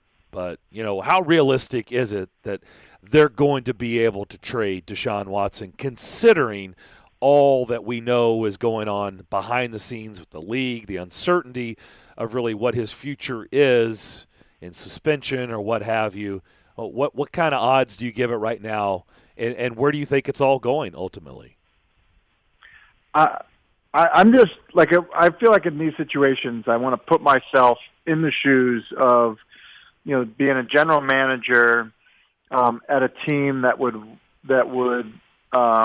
need a quarterback. Okay, so say you're a team, say it's the Dolphins, but I don't think they're a great example because I think we've kind of written two off too quickly. But like, let's just take any team that needs a quarterback, and you're the general manager. Well, it's not debatable that Deshaun Watson on the field is fantastic. I mean, you just look at last year, he threw for nearly 5,000 yards. He threw 33 touchdowns and 7 picks. And look, the team wasn't great, and there was, whatever. The guy's been outstanding when he's played. But, that's not the issue. The issue is he going to be suspended? Is he going to be criminally charged with any of these accusations? What is the reaction going to be from our fan base? If we sign him, if some more details about some of these allegations, become public, and maybe there's a different public outcry, than there currently is, because it seems very quiet around everything he's been involved with or allegedly involved with. So, what do you do? He's a good player, so the compensation, who's under contract, so the compensation would be high, but yet he might be suspended. So, you can't, give up too much because he may not be able to play. So, I don't know. I think this is just one of these scenarios where it's Houston's just going to be better off playing him until they're told he can't play anymore. I think that's what happens in Houston. So you think because how do you not? Well, how do you not play he's him under in center. Houston? I think if at the pace of these investigations, I don't know why we think in just over a month, right? So the regular season is going to start in 5-6 weeks now. So just over a month that all of a sudden we're going to have some drastically different information. I mean, basically the statements I've seen are, yeah, we're monitoring it. But we haven't really talked to that many people and don't have that much information, right? I mean, isn't that the sense you've gotten in terms of the league's reaction to it? Mm-hmm. That's very fair. I don't think the league's going to do that to the Texans, where they show up on their, they let them know September 1st, hey, that guy you've been getting all the first team reps to, he can't play this year. I don't think they're going to do that unless there's more information that is made public. So with that being the case, how do you, if you're David Culley, how do you sell to your team? Yeah, Tyrod Taylor's our quarterback, and our backup or our third guy is Deshaun Watson. I don't think you can cut him because, one, the cap ramifications. I mean, he just signed a new deal. And two, let's just say that the league is look, we talked to people. No one wants to cooperate. People have made these allegations, but we really don't have that much information. He's good to go. He can play. Well, if that happens, then you're going to play him if you're Houston. I would. Yeah, it sounds. I mean, I get it. I see what you're saying. What's really going to change from now to the start of the season? I can't imagine that the league is going to. I mean, they haven't said anything this entire offseason, right? Why would they say something in 2 weeks from now? Right?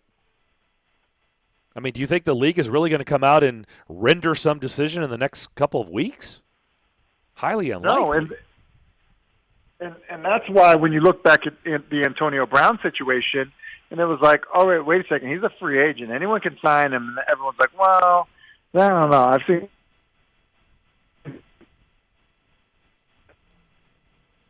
whatever, former trainer, girlfriend, masseuse, whatever it was, and so we're going to wait and see.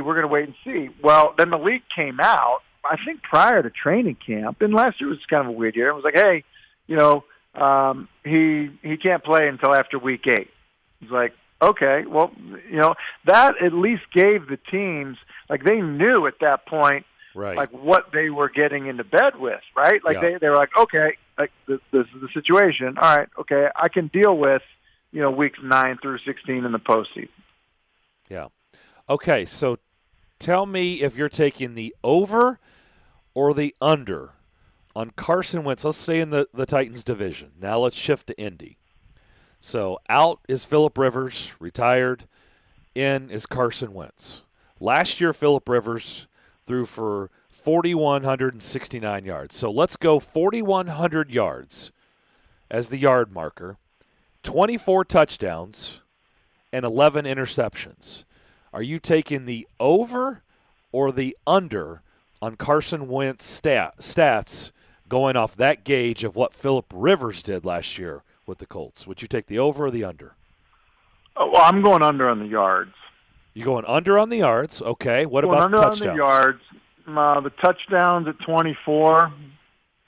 Yeah, I mean, I think it's going to be. I think it's going to be right around that number. So, I mean, I can say that if you were to not give me those numbers and said how many touchdowns is he going to throw, I probably would have said 25. So that would put me at the over. But, I don't think he throws 30, but I think he throws more than 20. Okay. 11 picks. And then the 11 picks. Probably the over? He throws. Oh, man. Again, if you would have not told me the numbers, I probably would have told you 25 and 12 or 25 and 13. So that would put me on the over. Saying that, though, I do think that they're going to manage that. That team's going to run the football. If they put that thing on his shoulders, then I think they're doing it wrong in Indy, and I don't think they're going to. Okay, so there's a reason why I'm asking this, because I'm a little perplexed on why everybody is so high on Indy. They went 11-5 last year and got into the playoffs and played Buffalo really, really close and tight. They lost in the playoffs. But I agree with your assessment. I would take the under in yards. I think at 24 and 11 is right around it, give or take. Maybe you slightly take the over, what have you. So why is everybody so high on Indy if you think Carson Wentz is going to be basically the same, or maybe you could make a case even less than what Phillip Rivers did last year? Well, because we say they're 11-5 in the regular season. They went toe-to-toe with the Bills, who, I think a lot of people believe are on the cusp. And they've got basically everybody back from last year, and their quarterback is, more athletic than the guy that put up those. I think that's the story. I mean, offensively, they probably have the best offensive line in football. Jonathan Taylor is an outstanding runner. They've got two other runners behind him that are very good. The receivers are probably a little bit better this year. Just, the guys like Paris Campbell and Michael Pittman Jr. a year older. T.Y. Hilton's a year older as well, which is not a good thing, but the other two guys more experience is good. I think people believe in the coach. And then defensively, look, they're good on defense. They obviously the DeForest Buckner signing a year ago was kind of a splash free agent signing. Darius Leonard is a rising star, if not already a star. And so I think people look at them and say, we like their coaches, we like their front office, we like their talent. And if you believe that they can get more out of Wentz, so let's say the numbers are exactly the same or just slightly worse, okay? What do you think the impact on scramble or second reaction plays or even design quarterback runs could be with Wentz? Yeah, they'll be way better. I think it could be more significant. Yeah. And so look, you might still be 11-5, but maybe that gives you a shot in the postseason. We're talking to Tim Hasselbeck, ESPN NFL analyst, joins us every Wednesday. And I know Mike Vrabel was asked about this yesterday of if, having more of a normal type schedule with the off-season programs and training camp, having everybody together, how much that could impact defensive play. I know other coaches, Nick Saban has said that, not having the normal stuff last year really impacted defenses. Do you think we're going to see a difference in just the overall product because things practice-wise are a little more normal? I don't think so. Hopefully don't see is Kendall Hinton starting for the Denver Broncos. because of, COVID violations and things like that. I think in terms of the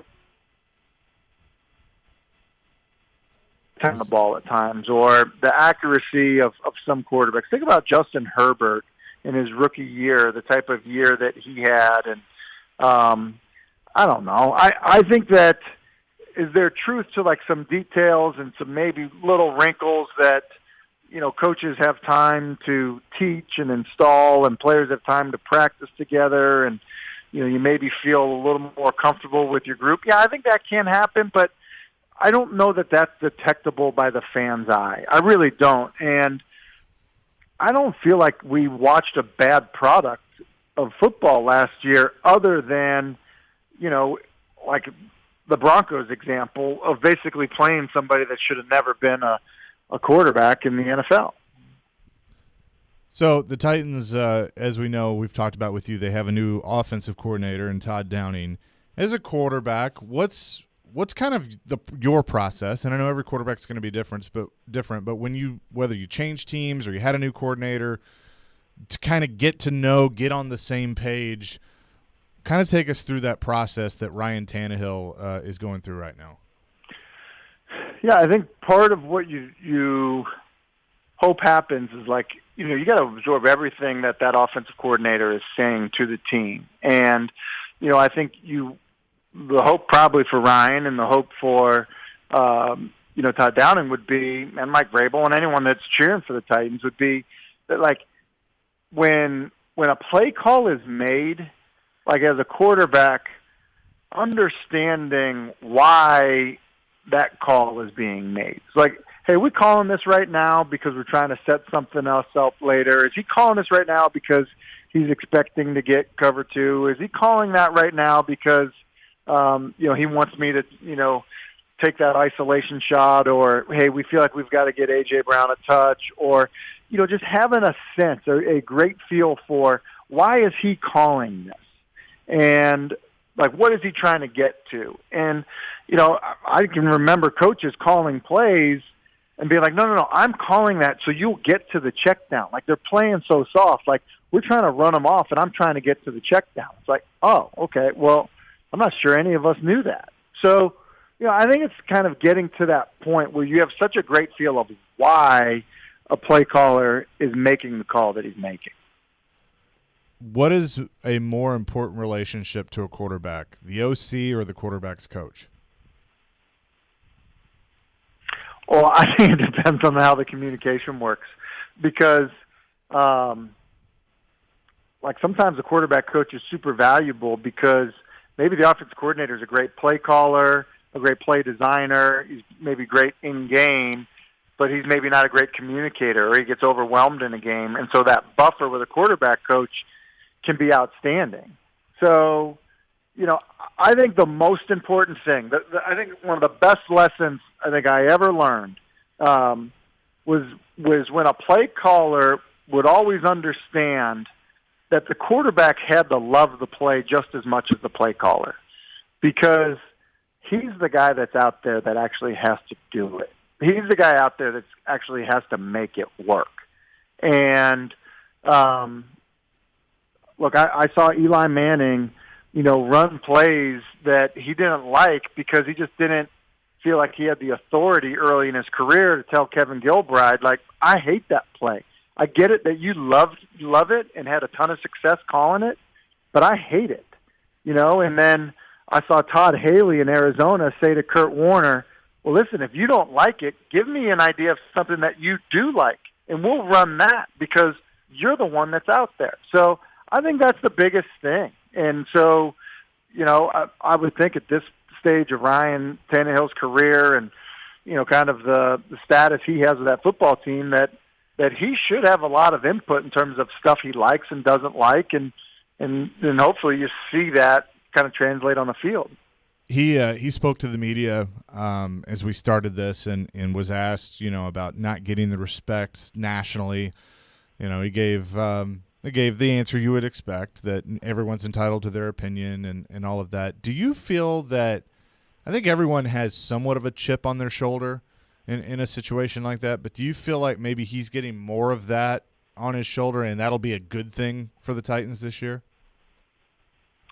I do. I think there is an element nationally that has judged him from his time in Miami, has seen his success in Tennessee and kind of chalked it up to, they run first. They're a running football team.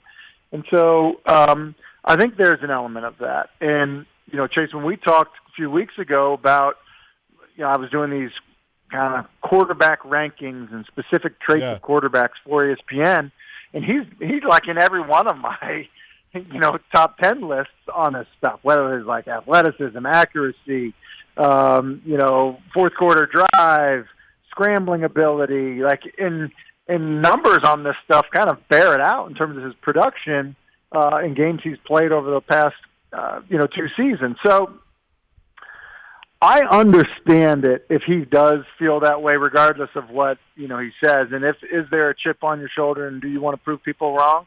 I bet he does feel that way because no matter how much you try not to pay attention to it, you still are made generally aware, just the fact that he's even getting asked that question.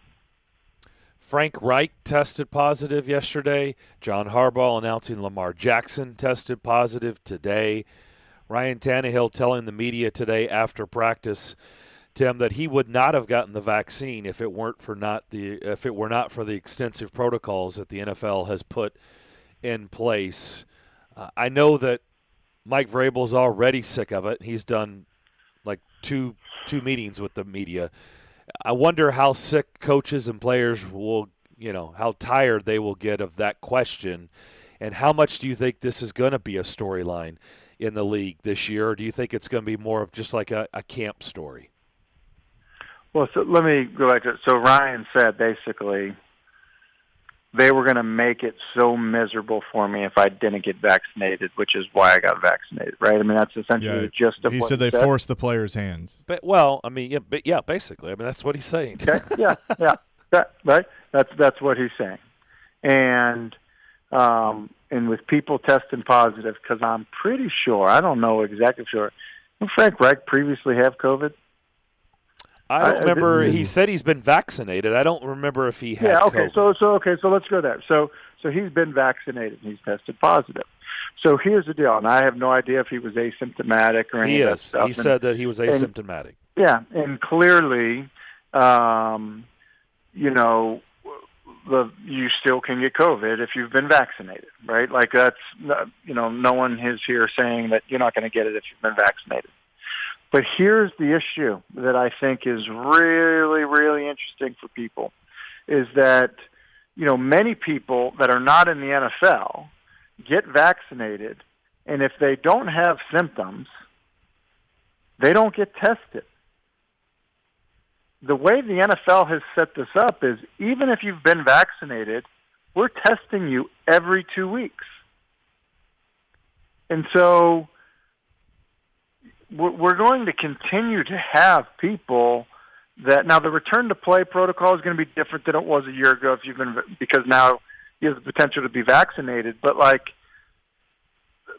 this, the stress and anxiety that goes along with that, especially if, and it's not just for Ryan Tannehill, but Ryan Tannehill has kids that are unable to be vaccinated, right? So there's all these families of guys in the NFL, coaches and players, who they live in homes with family members that aren't eligible to be vaccinated. And so even though they've been vaccinated, maybe there is a breakthrough infection, but if you're asymptomatic, you wouldn't normally test, but you're getting tested now because, it's part of the NFL protocol. And, oh, by the way, it's on a Friday or a Saturday that you get the results, and you're not playing on Sunday. I agree with Ryan. I really do. And I think that, listen, I guess, those are the sacrifices you have to make if you want to play in the NFL, but, it also doesn't really solve the problem in terms of missing time or missing game checks or any of that stuff. Yeah. And let me just say this, Ryan's not alone. Yeah. And, and I don't know where he is in terms of Was he recently vaccinated? Was he vaccinated over 6 weeks ago? Was it because it is a 6-week process, right? So by the time you get your first shot, you get your second shot 4 weeks later, and then you're 2 weeks from that point. So, let's say, for example, Cam Newton or whatever. Yeah, let's just take a quarterback at any starting quarterback somewhere. Well, it's a 6-week process. So if they're deciding to get vaccinated now, it's not going to be until the very start of the season that they're actually considered fully vaccinated. Yeah. Yeah, and he said he's in the process. That's how he worded right. it. So. Yep. So he said that he's in the process. Yeah. Right? Yeah, that's how he worded it. That he is in the process he is in the vaccination process is how he put it. Yeah. So I would assume that means first shot. I don't know, but yeah, it even could mean second, Right. But like I would just say this and I don't know what the reactions be. Obviously, Dak Prescott kind of refused to answer it and this and that.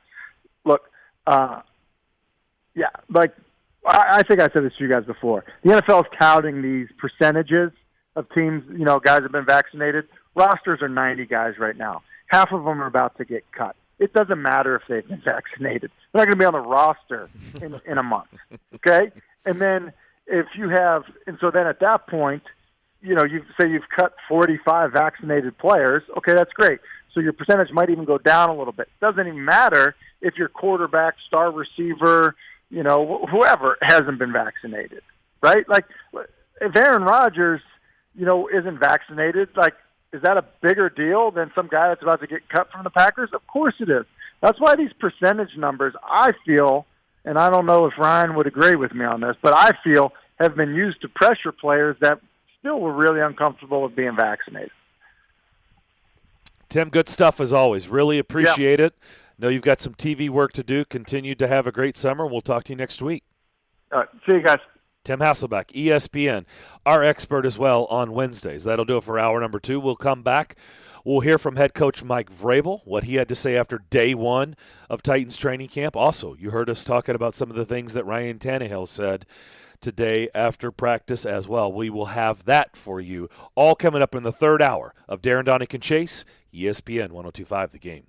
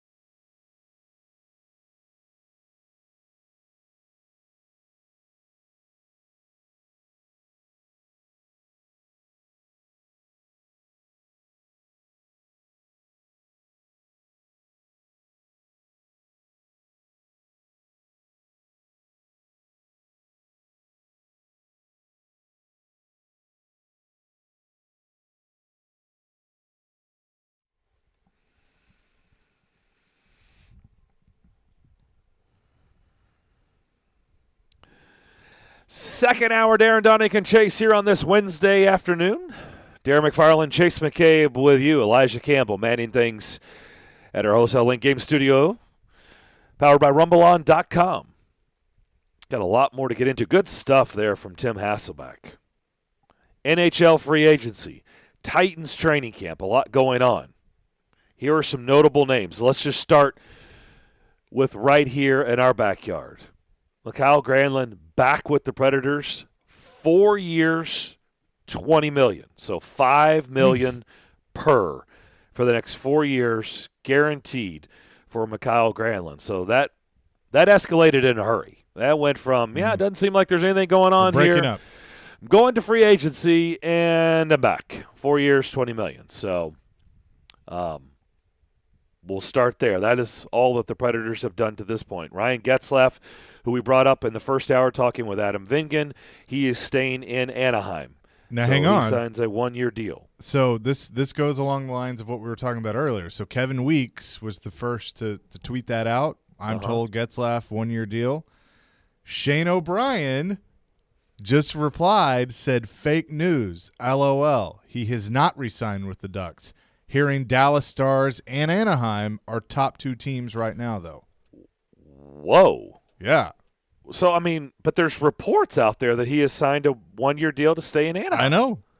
I know. I'm reading what Obi has put out there. Wow. Okay. Interesting. I did not – man. I love it. Like, man, this is great. That's interesting. I'm just glad it's not here because I was not on board. It just doesn't make sense for what's going on here. It just doesn't make sense, right? A 36-year-old, it just doesn't. I know people on Twitter think, because I quote tweeted that report the other day and I said interesting, and I know people think that means translates to Chase McCabe thinks it's a great move and the Predators should do it and sign him to 10 years.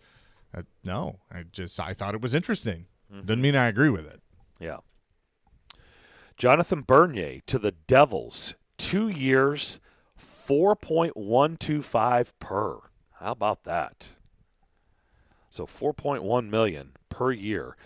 Jonathan Bernier to the Devils. Keith Yandel, we said this yesterday. Weeks had been putting that out there, and it's true. He is going to Philadelphia, 1-year deal, just $950,000. Brian Elliott will back up Vasilevsky in Tampa Bay, a 1-year deal, $900K.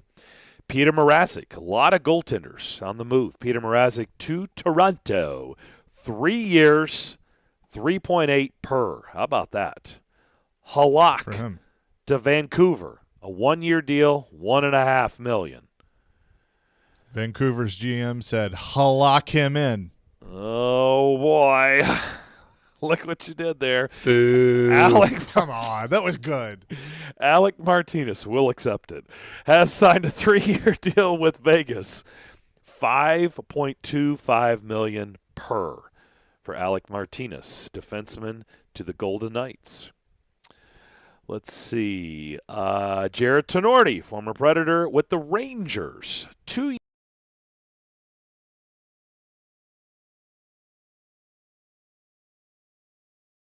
2-year deal, $2.25 million per. How about that? Darren Dreger tweeted about 2 hours ago, looks like Nick Bonino could go to the Sharks as well. I saw the same thing. I don't think that's been official, but there are rumors of, yes, Bonino to the Sharks. Patrick Nemeth, defenseman to the Rangers. 3-year deal, $2.5 million per. Let's see, what else do we have? Braden Holtby to the Stars. I guess they're just collecting goalies. They got like 6 goalies now. So a 1-year deal, $2 million. They're going to have a goalie rotation, like a pitching rotation. So their goalies will play once a week is how it'll work. Boone Jenner has re-upped in Columbus, 4 years, $3.75 per. What was that? That's an okay deal. I like Boone Jenner. But a little much. Okay. I was going to say there's something behind. So you're saying a little much. A little much. Okay. Martin Jones to the Flyers, 1 year, $2 million. Man, there's been a lot of goalies signed. Let's see. Frederick Anderson to the Hurricanes. Hurricanes have lost all their goalies. They get Frederick Anderson, 2 years, $4.5 million per. So 2-year, $9 million deal. Well, I guess that's their starter. That's their workhorse guy right there. It'll be Anderson in Raleigh. Blake Coleman leaves Tampa after winning back-to-back cups. He will go to Calgary. He signs a 6-year deal with the Flames. Almost $5 million per, 4.9 per year. Ryan Suter, 4 years. A lot of people tweeting at us saying they still will boo Ryan Suter when he comes to town. He will now stay in the Predators division and be with the Dallas Stars. A 4-year, $3.65 million per. Let's see. What else? Let's see. I did see where Line A accepted Columbus's 1-year offer. Yeah. Remember, he's an RFA. So Patrick Laine will stay with the Blue Jackets, $7.5 million this upcoming season. So I guess next year he can become a UFA? Yeah. Yeah. That's correct. That's a good move. That's smart. I think he's making what did you say, 7.5? 7.5. Yeah. That's not bad. So there you go. Those are some notable things going on around the league. There's an NFL piece of news that's kind of bizarre. I don't know if you've seen this, but Kelvin Benjamin, now with the Giants, and I guess he's converted to a tight end. He was a wide receiver. That is correct. He got into it with Gettleman and Joe Judge. Oh, they got awesome. into it, and he's been cut. He's been cut. He's been cut. Okay. First day of practice. All right. He got into it with them on the field, stormed off, and now he has been cut. All righty then. So. Kevin Weeks, this is going back to, I just don't remember seeing Kevin Weeks being this active. Man, he is on it. Just now tweeting out, hearing that the Lightning are closing in on an 8-year extension with Braden Point. No surprise there. No. This just in. He's pretty good. I want to see the money, though. Yeah. I love everybody's like, but how? How are they? Well, they have shedded some guys. I mean, they've lost. They have. But they've definitely lost some players. Yeah, but I think still they had like $5 million in cap room, and he's gonna. You're saying he's going to get more than $5 million per? Probably. Yeah, I think that's a safe assumption. All right, Titans kicked off their training camp today. They had a morning practice. Their quarterback, Ryan Tannehill, talked after practice. Here's what he had to say. Your perspective as the distributor, how do you go about making sure that all these mouths are fed? You got AJ, Julio, Derek, etc. I think just going through my process, right? Stick to the way I do things and preparing, trying to find good matchups on the field and not trying to force the ball to anybody on a particular play. You know, the targets will come, you know, with the play calls, and we're going to find the right matchups and find the right coverages. You can't just force them to individual, and that's a good thing when you have guys all across the field who can get open and catch the ball. Is, you know, eventually someone's going to find a good matchup out there and be in a good position depending on what the coverage is. So excited to have those guys out there, and as we continue to work, get on the same page, you know, things should get better for us. What's the key to getting on the same page with Julio Jones? He's a guy that has always gotten a lot of targets. Yeah, I think communication is key, right? When we install and I'm talking through what I expect on certain routes, we're in walkthroughs, walking through things. You know, he's telling me what he's seeing, I'm telling him what I'm seeing, and then obviously, you know, getting on the practice field and getting the balls up in the air to him. That's going to be crucial. How's it going with Todd? The transition to Todd, how is he different from Arthur? How do you think this will look different on the field? Yeah, I don't want to compare the two guys. They're both themselves, and that's all we want them to be is to be individuals, be themselves, and do the best job they can do. So excited to have Todd on board. I've enjoyed talking with him over the past couple of years as a tight end coach, and then now as a coordinator. I enjoyed our process of getting to know each other in this new role, and the way he thinks about our offense and our concepts and creating matchups that we like. Really excited about him in that spot. So a lot of work to do, but looking forward to it. I know you're not combing the internet reading this stuff. It's a popular thing for people to analyze you and say reliant on Henry, reliant on the system. It seems to me that's a good thing that you're successful in a good system. Is it funny to you the lengths that people will go to find stuff like that to diminish you? That's their prerogative. Everyone's entitled to their own opinion. I'm going to go out and do the best I can each and every day to get better and lead this team to wins. So at the end of the day, if I'm leading this team to wins, that's all that really matters. Along those lines, some people apparently will never be convinced that you're not injury prone. Did you have to convince yourself after those last couple of years in Miami, or did you feel like that was just some bad luck? Yeah, it was just a couple unfortunate situations, It was really out of my hands. Look at my career before that. I was able to play almost 5 straight years without missing a game. And then kind of had a little bit of a bad run there with major injuries. So it's kind of how the cookie crumbles sometimes, the way the ball falls. Sometimes it goes in your favor, sometimes it doesn't. And there for a little bit, it didn't fall in my favor. And glad we're past that. Did it change the way you play at all? No, I don't think so. I mean, I still try to go out and compete and play tough, be smart when I'm running, try to, not take any dumb hits, get down if I'm in the open field.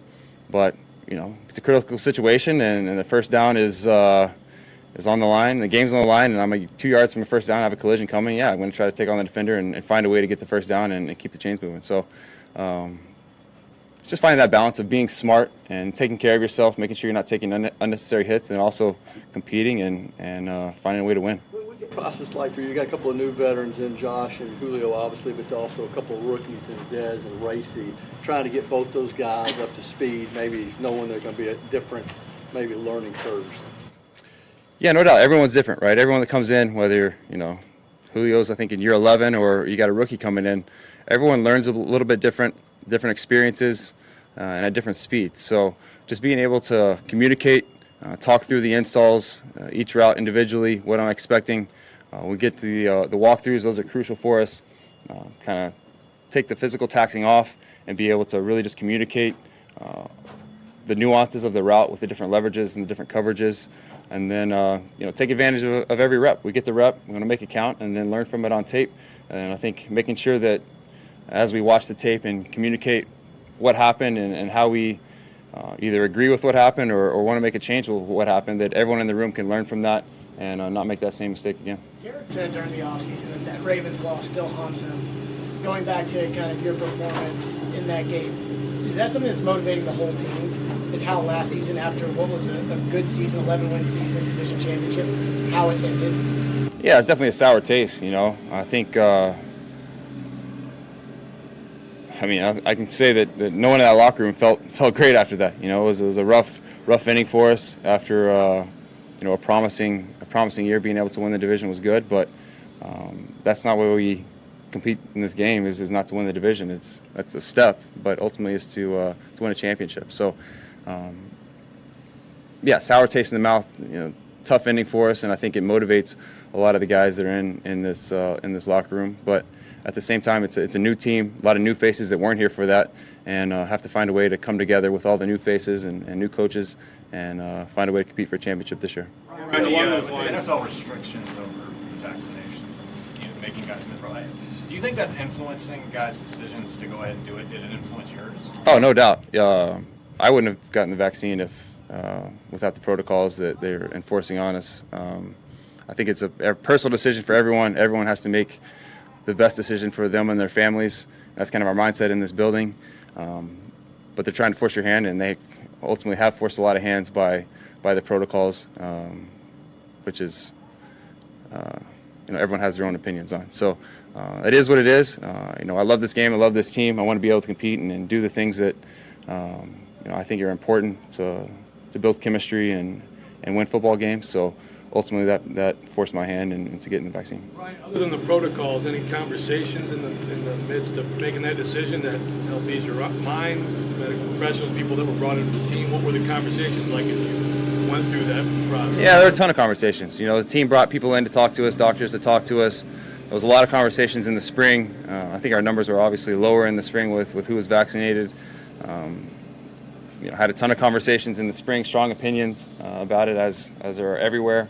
And ultimately, I think, like you said, we almost 90% or close to 90% of the guys are either vaccinated or in process. So you kind of see what the trend is.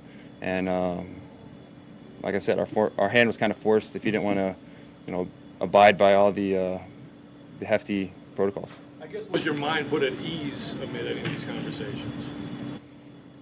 Not really. No.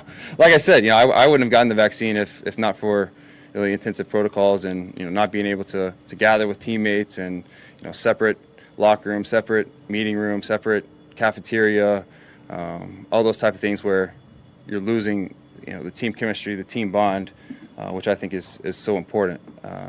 So I think that probably had a lot to do with guys ultimately getting vaccinated. Biggest concern, Ryan? What was your biggest concern? I guess why would you have chosen otherwise? Was it concern about after effects, or what was your rationale? Yeah, I mean, I'm torn right now. Do I want to get into this? I'm going to pass. I just, there's so many strong opinions on it, and everyone has their own opinion on it, and I'll just leave it at that.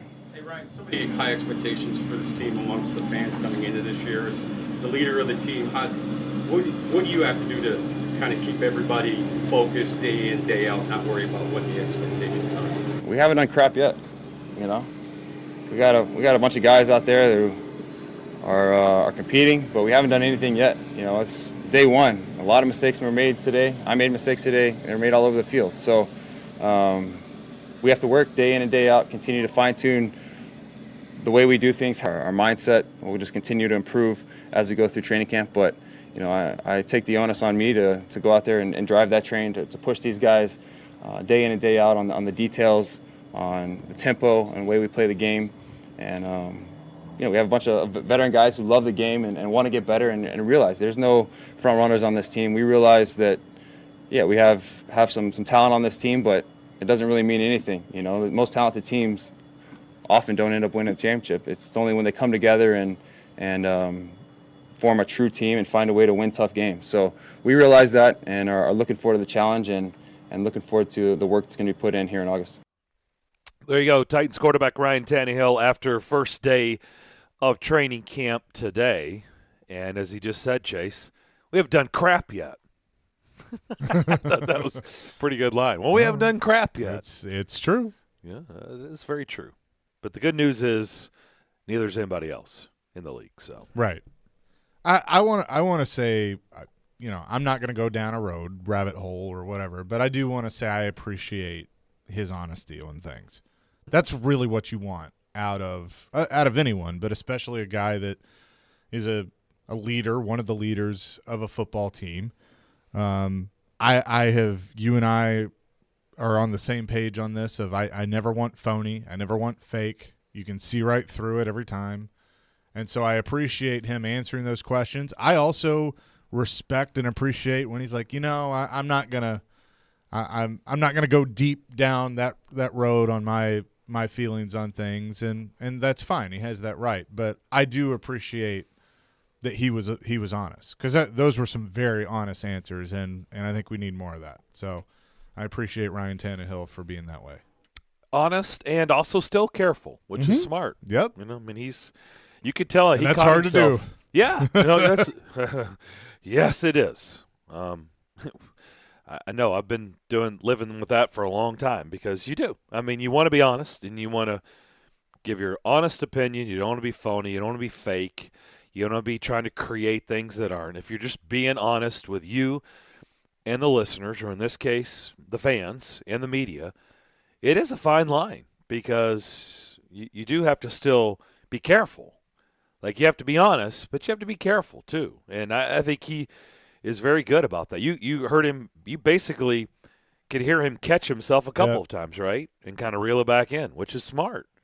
It's really smart, but yet still giving you honest answers, which, it doesn't seem like it's canned. It doesn't feel Butch Jones-like, it doesn't feel like slogans. And you do feel like you're at least Ryan Tannehill's putting some thought into his answers, but also only willing to go so far with it, and that's smart. That's a smart thing to do. So, I agree with you on just him speaking in general. He's really good at that, which he's also really good at what he does. So yeah, and he deserves. That's why I asked him the question of, and you can kind of hear it, because I was reading everything on Twitter, but now to hear it, I think that chip's gotten a little bigger, and I don't think that's a bad thing for him. I think he. What do you think is the the overall sense of Ryan Tannehill. Like, if you were to go around and line up every Titans fan in this market and say, Ryan Tannehill, what do you think they would say? What do you think the masses would say? What would be the good question. overriding answer to if you just had a microphone and went up to Titans fans and said, Ryan Tannehill? I think to an extent. Now, Ryan Tannehill has been the starting quarterback to help get this team to an AFC championship game. He's won a division. They lost the playoff game last year, but they still won the division. I think, though, if you do something like that, you're going to find a lot of people that put him in the same category as John Hines.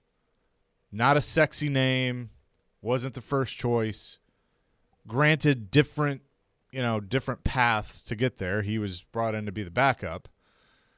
But I just feel like that, you know how there's sometimes, and we're all guilty of it, of you have your mind set on a certain move, whether it's a sports move, a free agent signing, a coach signing, what have you, and it doesn't happen, and you're just like, no matter if your guy doesn't get it, you're just going to be like, okay.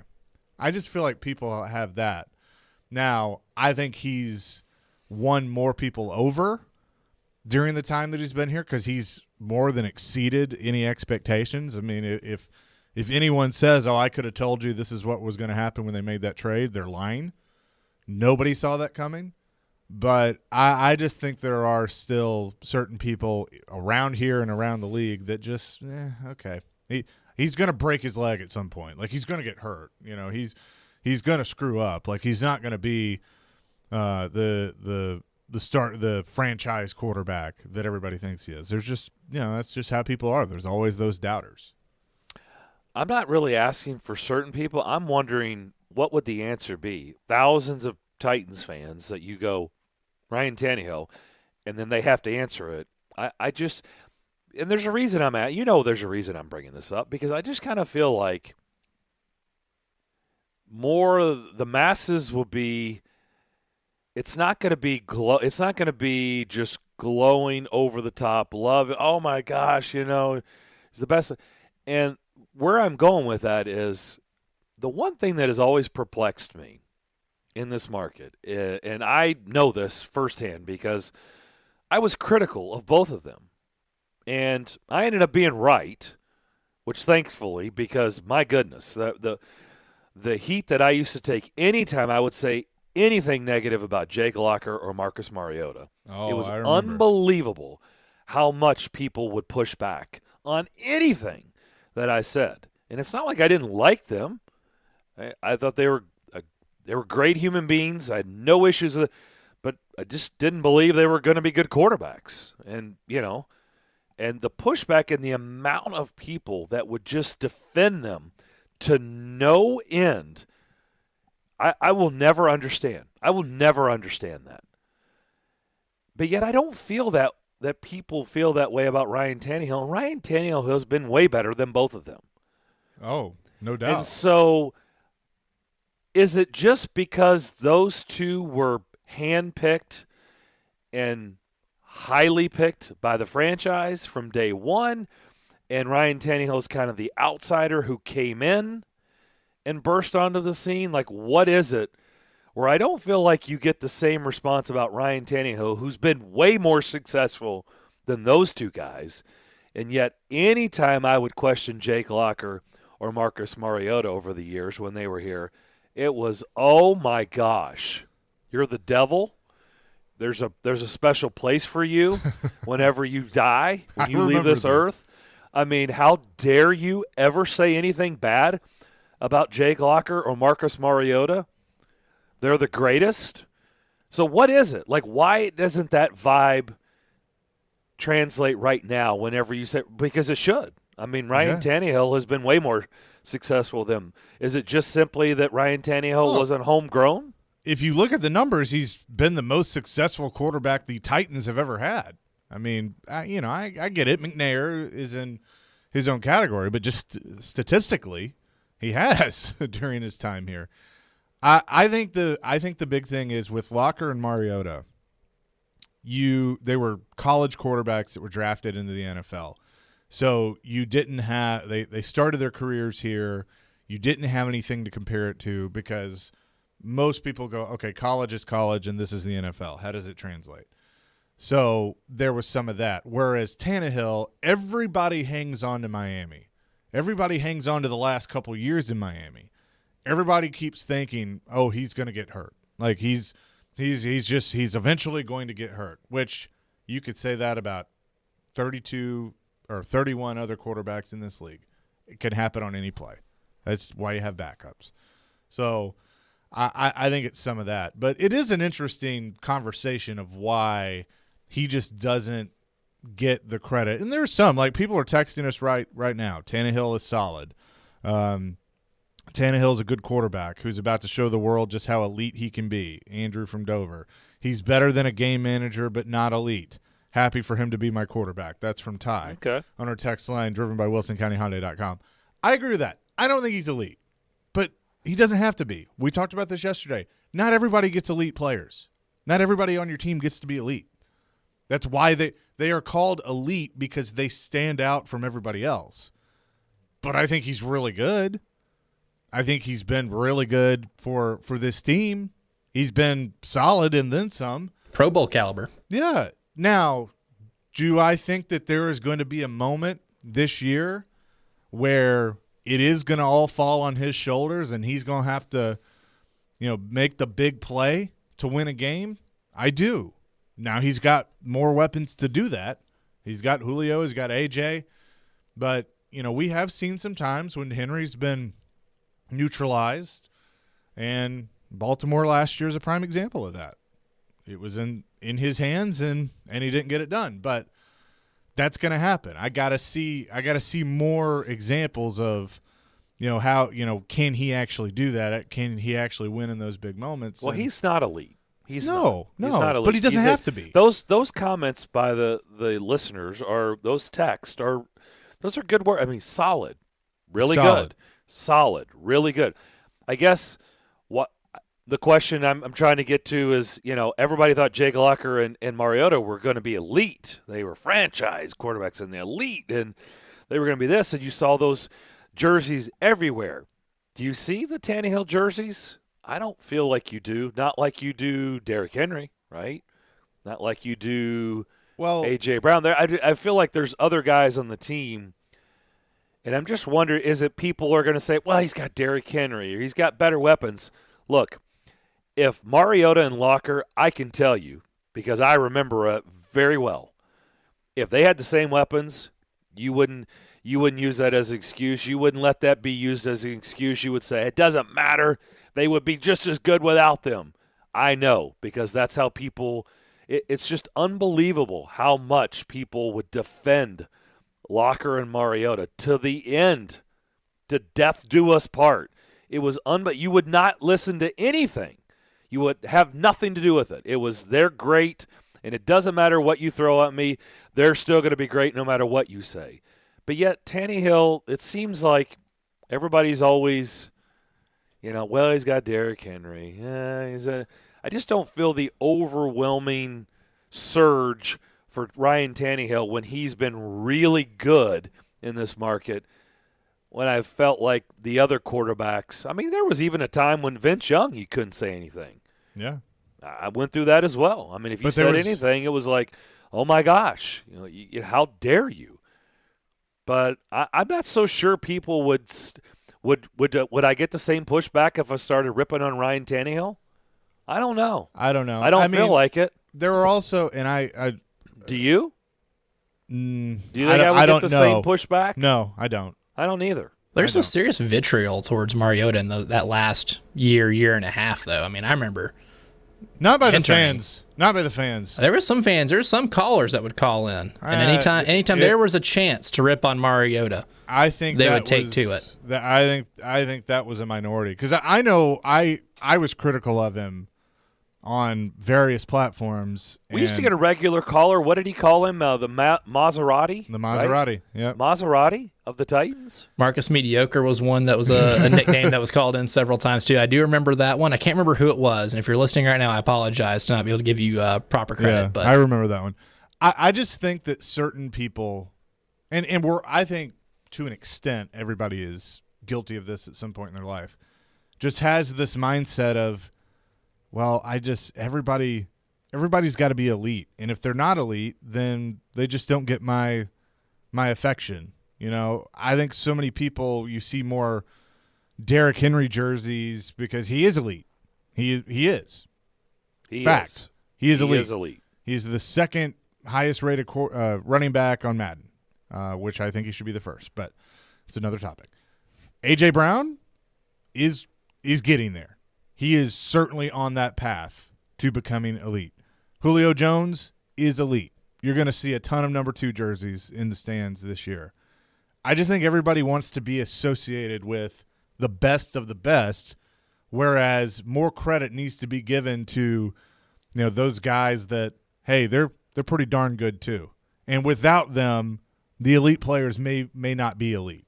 You do have to factor that in, that it takes some good players to help make somebody elite. Not everybody can be Brady and Manning and just throw the ball to whoever and make them good. So I don't know. I think it's an interesting conversation. I know McNair was different. There were other factors that people didn't like him, but I mean there were times even when he got good that you still had the haters that just weren't fans of his style of play. So that's just how people are. I mean that's the fun part of sports, is having that debate on why a guy is good or why a guy is not good. But I don't know if he's ever going to get the praise that I believe he truly deserves. But at the same time, I hope he takes that chip and uses it to his advantage. We'll come back and we'll hear from the head coach, Mike Vrabel. He also spoke after day 1 of Titans training camp. We'll do that on the other side. But first, I'm going to talk about my friends at Cool Springs MD. You've been hearing me talk about them for years because I've been going there for years, and they've been helping me for years become healthier and happier, and just quite honestly have a better quality of life. And if you would like that, then these are the folks you need to seek out. Dr. Jeffrey Lodge, the board-certified physician, his wife Daphne, the registered nurse, and their experienced staff can help you in so many things. They've got a state-of-the-art facility out there in Cool Springs at 1642 Westgate Circle. And maybe you've tacked on some unwanted pounds that you would love to shed here in the summer months. Well, weight loss management is important to them, and they've got programs and products and people that can get you back on track and headed in the right direction. Rejuvenation, your appearance should be important, and it gets tougher as we age. Well, their staff will be more than happy to sit down with you, talk about PRP, hair removal, Botox. They do it all there. And hormone therapy. Maybe you haven't been feeling yourself lately. You've been feeling a little bit off, and you're trying to figure out what the heck's going on. Maybe you have never experienced this before, or this has started happening more frequently. Like, what the heck is going on? I don't have energy. I don't have drive. Don't have any motivation. Maybe I'm experiencing mood swings. Get your levels checked, because maybe they've dipped. Maybe they've dipped to an all-time low, which could definitely affect you in these areas. They will talk to you about hormone therapy. They'll also sit down and talk to you about BHRT, testosterone, and estrogen. If you need to schedule an appointment or a consultation, pick up the phone and dial this number, 615-283-7291. That's 283-7291. Or you can always go to their website and learn everything about them by going to coolspringsmd.com.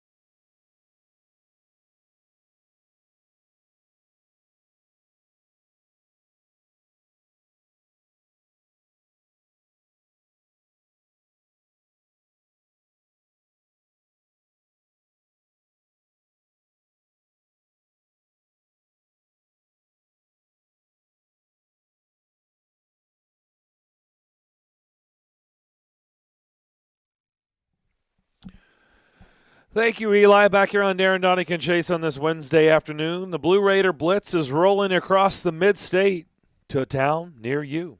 Led by Middle Tennessee Blue Raider football head coach Rick Stockstill. This community-wide event will be guaranteed fun for the whole family. Each of the stops will include food, ticket giveaways, and a chance to mix and mingle with MTSU coaching staffs. And, of course, Lightning will be on hand. Of course.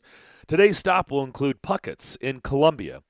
That'll be until 1:30 this afternoon. So if you're listening right now and you're in that area, they are right now in Columbia until 1:30, and they'll be at Lee Victory Park in Smyrna, in my neck of the woods, from 6 until 8 p.m. tonight. So 6 to 8 p.m. tonight at Lee Victory Park in Smyrna. For more information on where you can attend and head to, all you have to do is go to their website, goblueraiders.com/tour. Go to blueraiders.com/tour.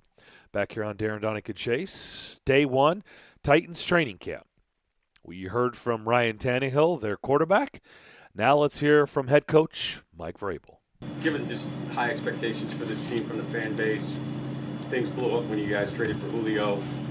What do you have to do to kind of temper those expectations amongst the players day in and day out? Well, I mean, I don't think we have to temper them. It's our jobs to continue to raise expectations for our football team, for our coaching staff, for just the entire organization. You know, that's what we have been charged to do. That's our job, and you know, there's a plan to doing that. You know, I mean, you just don't go from, you know, one point with a roster to where you would be, you know, in the middle of the season. So. Mike, what do you look for on day one of training camp, and what did you see? I mean, I think you just look for, you're trying to continue to coach the fundamentals, the technique that is going to be critical. You know, there's the one-on-ones and some of that stuff that we're doing. Organization, you know, that the operation is clean, and you know, always looking for effort. You know, so I think we got off to a good start. I think the guys are working with each other. You know, we got to continue to stay off the ground and be able to compete and do all those things, but take care of each other. When a player is supremely physically gifted, you know, some of those rare traits that we talk about, does it sometimes take time for them to figure out how to use those traits to their best advantage? Well, you know, I don't know that. I don't know what the time frame is on that. I just know that, you know, when you are gifted like that and you play with effort and you play hard and you play with technique and fundamentals, it allows you to be really good. I think this is playing back Ryan's interview. I don't know. When you've got O-line, D-line going one-on-ones on a day like today, before you build up to Monday, I presume, the pads where they can really be physical, what are you looking for them to work on? Well, that was something that we came up with a couple years ago, just to try to take, you know, some of the helmet contacts off these guys, you know, and when we do the studies and, you know, when the league asks, you know, me to be involved in some of that stuff, I'm all for it. And those are where the numbers are getting real high. It's the O-line, D-line. And so, you know, just trying to take some of the helmet contacts away from it, work with the players, explain what we're trying to do. It's about hand placement. It's about pad level. It's about continuing to move their feet, playing square. You know, it's we're doing the best that we can, and it's never going to be perfect, but there's things that Keith's looking for from an offensive line perspective, and there's some things that Big T is looking for from a defensive perspective. So hopefully we can continue to coach it and do it and take advantage of those days where we're not just, you know, lining up every single day and going at it. Building off of that, Tierra Tart, he seemed to be pretty impressive during those periods. What are some of the things that you like about him, like maybe his footwork or I mean, I think the biggest thing for Tierra is that after the season ended, you know, he met with, you know, he visited with T and he visited with Frank and myself about a routine. You know, this was a player that wasn't at a, you know, a school, you know, with the type of pedigree as maybe some of these bigger schools, and Tierra, like a lot of kids that are 19 and 20, they take a little bit to figure it out. And he was at a couple different schools. And so he built a routine in the offseason. And, you know, I think that's a good segue into, you know, what we said was our offseason award winners. And that was Anthony Ferkser, that was Nick Westbrook, that was Laurel Murchison and Tierra Tart. So, you know, obviously we had a lot of guys that were working hard. We could just go on and base that by the guys that were here and hear, the majority of the time. So to Tier's credit and all those guys, he got into a routine, showed up, continued to work, got stronger, worked on his conditioning, and hopefully that shows up. His off-season award winners? Attaboy, they get to hopefully play, they get better. Now we give them a parking spot out front. We give them whatever perks. Stretch is in charge of the gift basket. In the 7-on-7, Deshaun looked a little indecisive.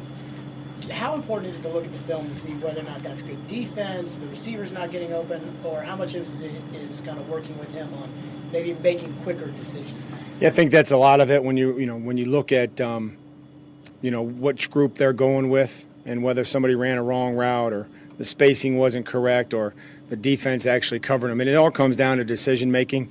Not throwing the ball late because somebody's covered, not throwing the ball across our body or not just trying, we're trying to find completions, but then obviously making sure that, we're not crazy and we're not reckless with the football down there. So I know that came up, at least once down there. And then we'll get to continue to improve. This is, this being able to get down there in the red zone is good. The windows are tighter. It's going to be like that. Tell the receivers that the catches are going to be contested. So that's a great place to start, on the first day, shorten some of those, the distances that we're traveling. This is a lot of the stuff that we do is designed to take care of the players, but obviously we know how important the red zone is everywhere. How much more important the slot has become, I guess, offensively? How important is it that you guys in Molden have a guy that almost seems kind of ready-made to step in there and defend, the better receivers that are playing the slot? Elijah is going to have to continue to improve. They throw a lot of bubbles out there, and he was really good at that, and he played there a lot. It just, we're going to have to keep working him on those routes down the field, that we've talked about in the past that continue to come up and show up, as either the true slot receiver or sometimes they may put guys in there to create some matchups. So, Elijah's off to a good start. Had some PBUs today. Looked like he did a nice job in the open field tackling drill as well. And he's conscientious, he's smart, and he's learning. Orders show you to get the opportunity he did last year, and kind of what more do you need to see this year? Breon is very, this is, when you played for 4 or 5 teams, you've got to be pretty resilient. And he has a toughness to him that I admire and respect. I love his demeanor. I love how he shows up every day, and he's fun to coach. And, when guys like that come to work ready to go, it's good to see them go out there and, take advantage of opportunities, make some plays, help us out, get excited. How much different is the start of camp now from when you played, and do you think this kind of ramp-up period is maybe better in long-term for players, or how do you judge that?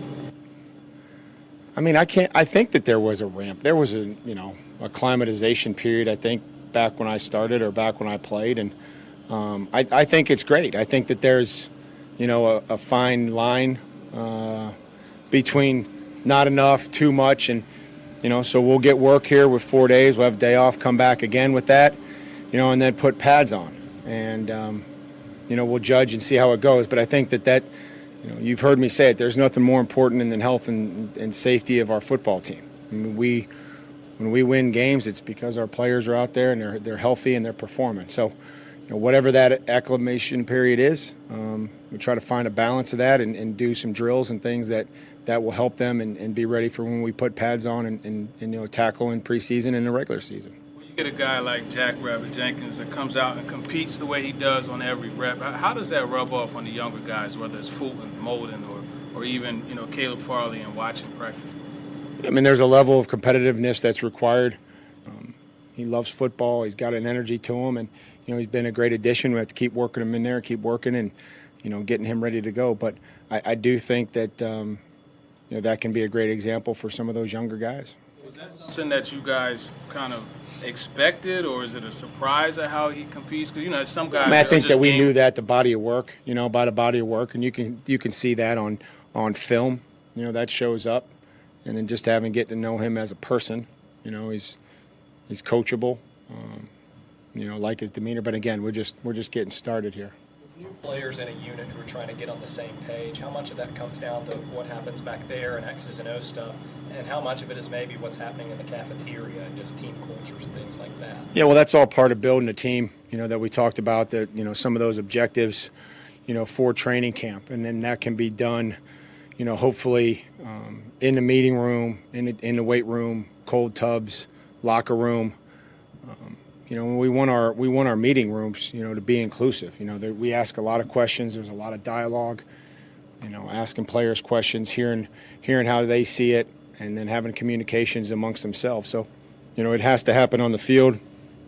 We'd start that early in the jog-through period, where you hear a lot of conversation. And then, I think as practice wanes a little bit and everybody gets tired, that doesn't quite as sound, as loud. The goal is to try to make that last period, sound as loud with as much conversation as those early periods. You've seen Racey McMath develop as an offensive player just in the short time you guys have had. It's fun to coach, man. He just keeps getting better. I think that he's got a unique skill set. He's big, he's fast, he's coachable.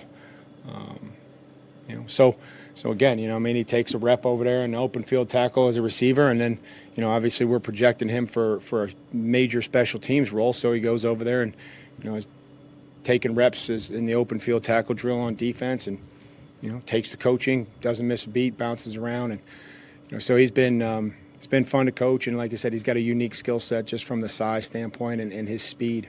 That major special teams role included any returning? Right now I wouldn't say that would be something where we have him targeted, but I think if it expands and he could function as a kick returner, he certainly would have the speed and the toughness to do that. But right now I would say that we're probably not targeting him at that. Ryan said that the key, and I know you wanted to spend yesterday on the vaccinations, but Ryan told us he got his and that he did it because he thinks it's important to be around the guys. He thinks it's important to be in the lunchrooms, in the meeting rooms, things like that. How important is that kind of for you, that even though he's got his own concerns, he ultimately decided that he wanted to be with his teammates? Well, I think what's important is that he felt comfortable enough to make the decision. I think that's the first thing. The big thing that I told, the entire team last night was, this isn't necessarily about a vaccine. This isn't about masks. This isn't about social distance. This isn't about a fine or cameras. This is about us being responsible to each other to keep people safe, to keep our family safe, to keep our team safe, our teammates. And so at the end of the day, whatever your decision is, you have we all have to live with it, but we have to make sure that we're not making decisions for ulterior reasons, that we're doing it to keep people safe, and that if I choose to get the vaccine, I still have to be conscious of my safety and what I'm doing. And if I don't, then I really have to. Then I have a responsibility to wear my mask and be socially distant, but function and do your job here at work. So I think that's the most important thing. It's not, following the protocols so that we don't get the fine. It's following the protocols or getting vaccinated to keep each other safe and take care of one another. There you go. Mike Vrabel after day one of Titans training camp. Racey McMath, I thought that was a pretty good little endorsement there by Mike Vrabel, don't you think? Yeah, I think so too. That didn't sound like a guy that's in any danger of getting cut. Day one. But but still, he's saying, the things he's saying that's pretty complimentary for a rookie, right? I agree. A late round rookie pick. And I think you'll appreciate, as somebody that has now entered the coaching world, you'll appreciate what I'm about to say. Now, what does McMath do with that? Because he's going to hear it. He's going to read those comments. He's going to hear what his head coach said publicly about him. What are you going to do with it? Are you going to keep grinding, which is obviously what Mike Vrabel wants, keep working after it, or are you going to let that go to your head a little bit?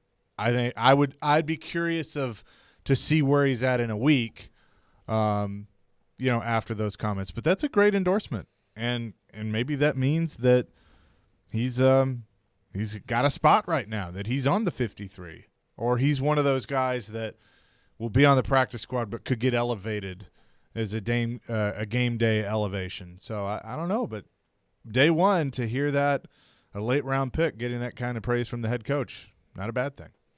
I'm just saying I perked up. I mean, that's a So did I. 6th round pick. I mean, rarely is the head coach talking about a 6th round rookie in day one of training camp, right? Yeah. I mean, that's so I took note of that. I thought that was pretty, and also some praise for some other guys that have been working hard, right? Tier Tart talked about the makeup of Off-season Breon award. Borders, right? He really likes his makeup. He sounds like he's a thick-skinned guy, a guy that just keeps grinding, right? He keeps getting cut, changing teams, and he just keeps coming. He comes in waves, right? He doesn't go away. So I think Mike Vrabel can appreciate guys like that for sure. So It's going to be fun to do the 53-man roster again this year. boy, I think this one's going to be a little trickier. Right, but that's what you want. You Yeah, want it. no, I You want agree. it to be tough. Like when Agreed. it's easy, that's not a good thing. That is not a good thing. When it's tough, that means you know you got something. Yep. We've been telling you all day here on the show that it looked like all signs were pointing towards David Reddick being the backup goalie for the Predators and UC Saros. And indeed, according to Bob McKenzie, that is the case. A 1-year deal, $1.25 million. I think that's an excellent deal for a backup goalie with his experience, who's still young. I mean, relatively young, right? He's 28 years old. He's a big guy. He's 6'3" goalie. There's a couple years in Calgary, man. He was really good. Yeah. His in 19 games last year with Calgary and Toronto, 5-8-2, which don't always pay attention to the record, a 2.86 GAA, 901 save percentage. Career-wise, he's at 2.82 and 907. So for a backup for 1 year, that's solid. I like that move. I know some people are always going to be like, you could have done better, but I think that's solid for what they're looking for. For 1.25, I think Heck that's a really good move. If we're going to sit here and kind of question the Granlund move, I'm going to praise this one. I think this is a really good move. David Reddick, 1 year, $1.25 million.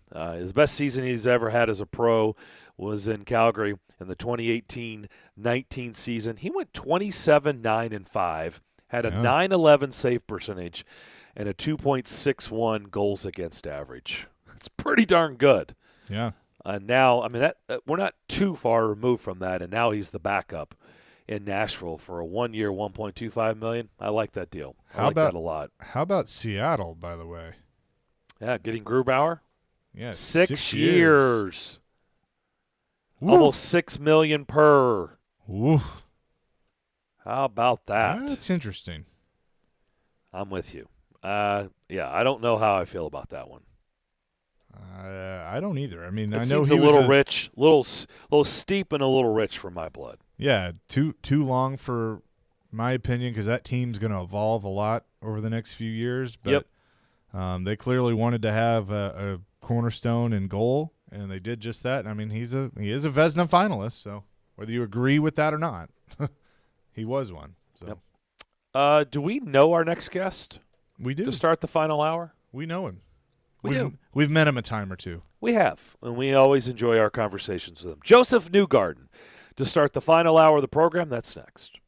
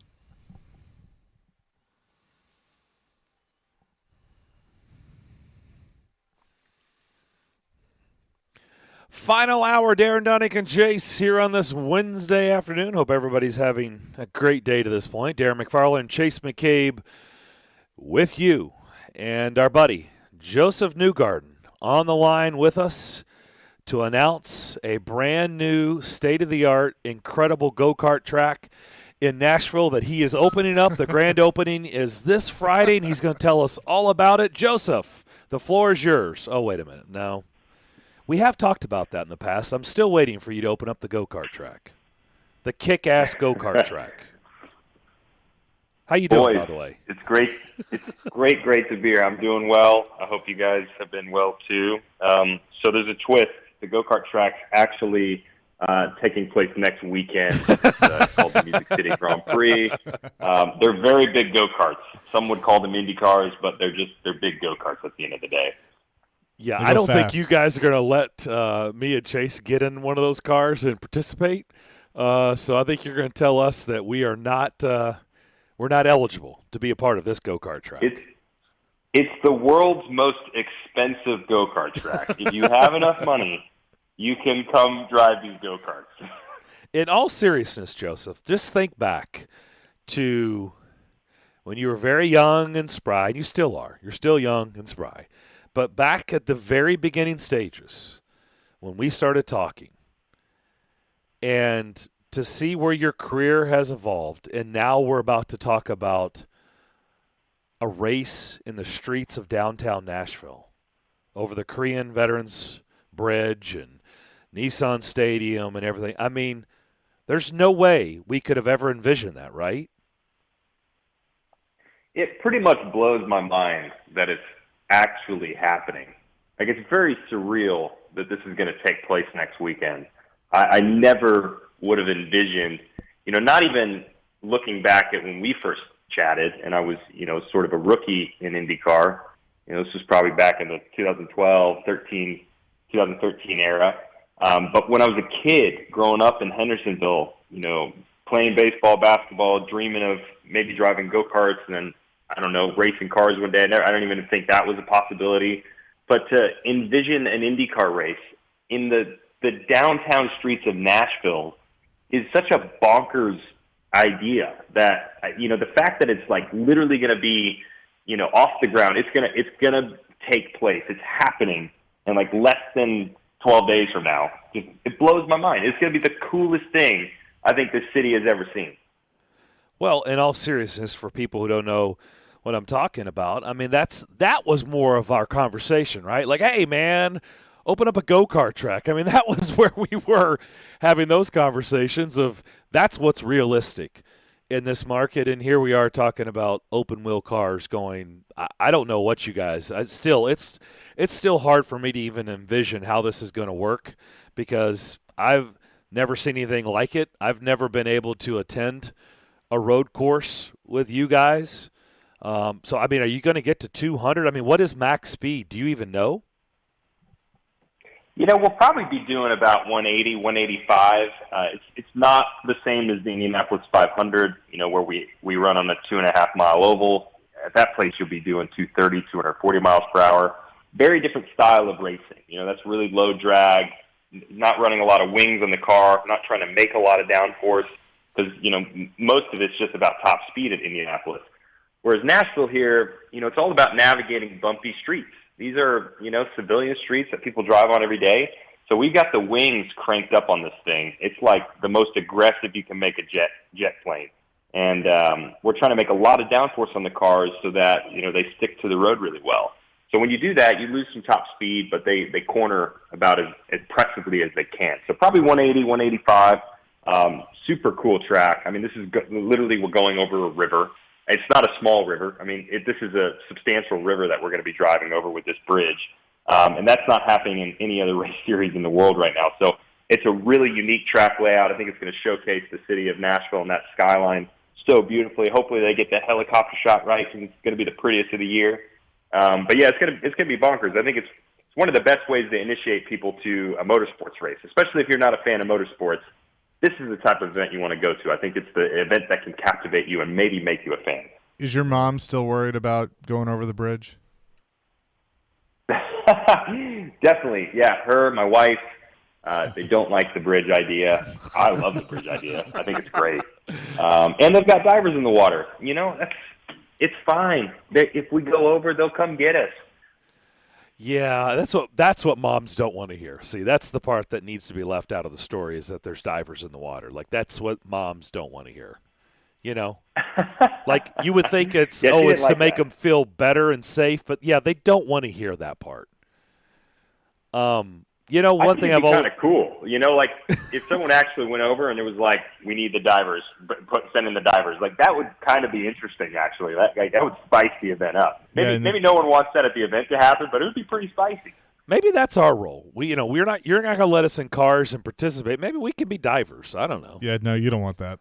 No, maybe not. Maybe not that. You need maybe quick. That would be like our form of the field runners or like the streakers. Maybe like instead of that, they're like, oh my gosh, we have someone in the river trying to get into the track. And they've got to send the divers in to go get people in the river. Will they tackle them like security does in baseball games when they run out on the field? Tackle them in the water. Knows, man, they're gonna need jet skis to chase these people down. Well, one thing I've always appreciated about you is, once again, in all seriousness, we've had a lot of fun over the years. It's one thing to be talking about this up-and-coming kid from Hendersonville and how cool is this and how did you get into open wheel, but now it's you're way past that, and now you're a very, very, very successful driver on the circuit, and you've endured a lot of winning and success, and you haven't forgotten us little people, back here in Nashville. And let me just say this: how's your season going to this point? How are things? It's been a pretty good year. I'm loving life still in IndyCar. To me, it's the best racing on the planet, to be quite honest. I really think it is. I love everything. I love the NASCAR guys. Got a lot of friends over there. My team Penske, we compete in the NASCAR side too. I watch Formula One. I watch sports cars. But obviously, bread and butter is IndyCar racing, and I'm obviously close to it. But for me, it's the best racing on the planet. It's the most competitive I think you'll find. We have events like the Music City Grand Prix, which is going to be new this next weekend, but they're some of my favorite type of motorsports events. Very fun to drive as a driver. I think they're super entertaining for motorsports fans in general. And we've had a pretty good year. We're trying to chase our third championship. Finally got a win on the board a couple weeks ago over July 4th weekend at Mid-Ohio, which was a good lead into our summer break. We took a summer break because of the Olympics and, trying to give a little bit of breathing room to NBC to, let them do their thing while everyone's, got the spotlight on Tokyo. And then, as we come out of that, it's really going to be nice timing to come into the Music City Grand Prix next weekend, right as we're coming off the Olympics, get back into the flow and then finish our season. So, yeah, it's been good, like I said, just trying to, chase our third championship with 6 races to go. How are you going to handle the pressure? I mean, there's pressure, man. You're the Nashville guy. You're supposed to win this race, the inaugural race. Like, all eyes are going to be on Joseph Newgarden. How are you going to handle that? It's different. I've never had this type of pressure. It's fun. I can tell you that. It's really, fun for me to, be able to say this is my hometown, and not just to say that, but I think to have probably the most popular race on the schedule and it be my hometown is even cooler. Everybody wants to come to this event. It's like just a great excuse for people. I know I've got, cousins coming in and my cousin's bringing in like 10 different friends with him just because they want to go to Nashville. So, it doesn't matter what's going on in the city. I feel like people just want an excuse to come visit. So that's been a bonus that I think, is going to help accelerate this place. But, yeah, there's going to be pressure. But at the end of the day, from a sporting standpoint, all of these races are going to count, and they're all significant to me.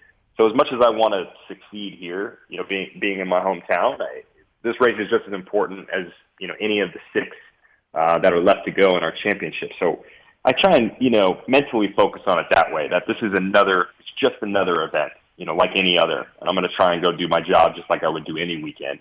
And I feel confident right now that we have, speed and we have the team at, Team Penske to get the job done. And if we do our job and what's in our control, I think the opportunity and potential for us to win the race is really good. So I'll focus on that and not think too much about the pressure of it. We are talking to two-time IndyCar Series champion Joseph Newgarden, Hendersonville's own, about the Music City Grand Prix coming up in just about a week and of all the prestige. But how important is it for you all to continue to go to some of these unique places? I mean, you go to Long Beach, you go to St. Pete, Birmingham, now Nashville, but it seems like the schedule continues to be diverse when it comes to road courses, street courses, or ovals. Yeah, I think this event has the potential to become another jewel in our calendar, and that's only a good thing for all of us. I think the event's good for Nashville, and I think Nashville is good for IndyCar. I think it's very complementary. So I'm excited about that. You mentioned Long Beach is probably our most prestigious street course race. We've been running at that place for over 45 years. Has a lot of heritage with open wheel racing. Such a fun event in Southern California, and then we've got other very marquee street course events on our series. Toronto, racing in the city streets of Toronto is very popular, and then St. Petersburg, Florida is normally where we kick off our year. So that's also been a big one. I think Nashville has the ability to add to that group. Maybe surpass them. Maybe this will become our most prestigious street course race that we have on the calendar. And if that's the case, I think that's only good for our championship as a whole. And I think the potential of having this, staying power with this event is really high. And I know that's the goal for all of us. The promoters, the ownership group that's put together to bring this event to this town, that's their goal. And I know IndyCar's goal is aligned with that. And how do we make this event a 50-year event? We don't want just 1 year of it or 3 years. We want to run this for the long term. We talked a little bit about the crossover between NASCAR and IndyCar when we did the event a few weeks ago from the Nashville Sports Council, and a lot of fun, by the way, to do that with you. But Jimmy Johnson, the reports are he's going to test a car on an oval. He's been running the street courses, could potentially attempt the Indy 500 next year. How just difficult mentally and physically is it to jump into one of these things, go to a track like Indy that demands so much, when you haven't really had a ton of practice doing it? Yeah, it's a challenge. I think Jimmy is definitely, he's been in the fire this year, figuring out how to figure out how to, drive an Indy car. And he's getting on top of it. You see glimpses of 7-time champion Jimmy Johnson, especially in the race.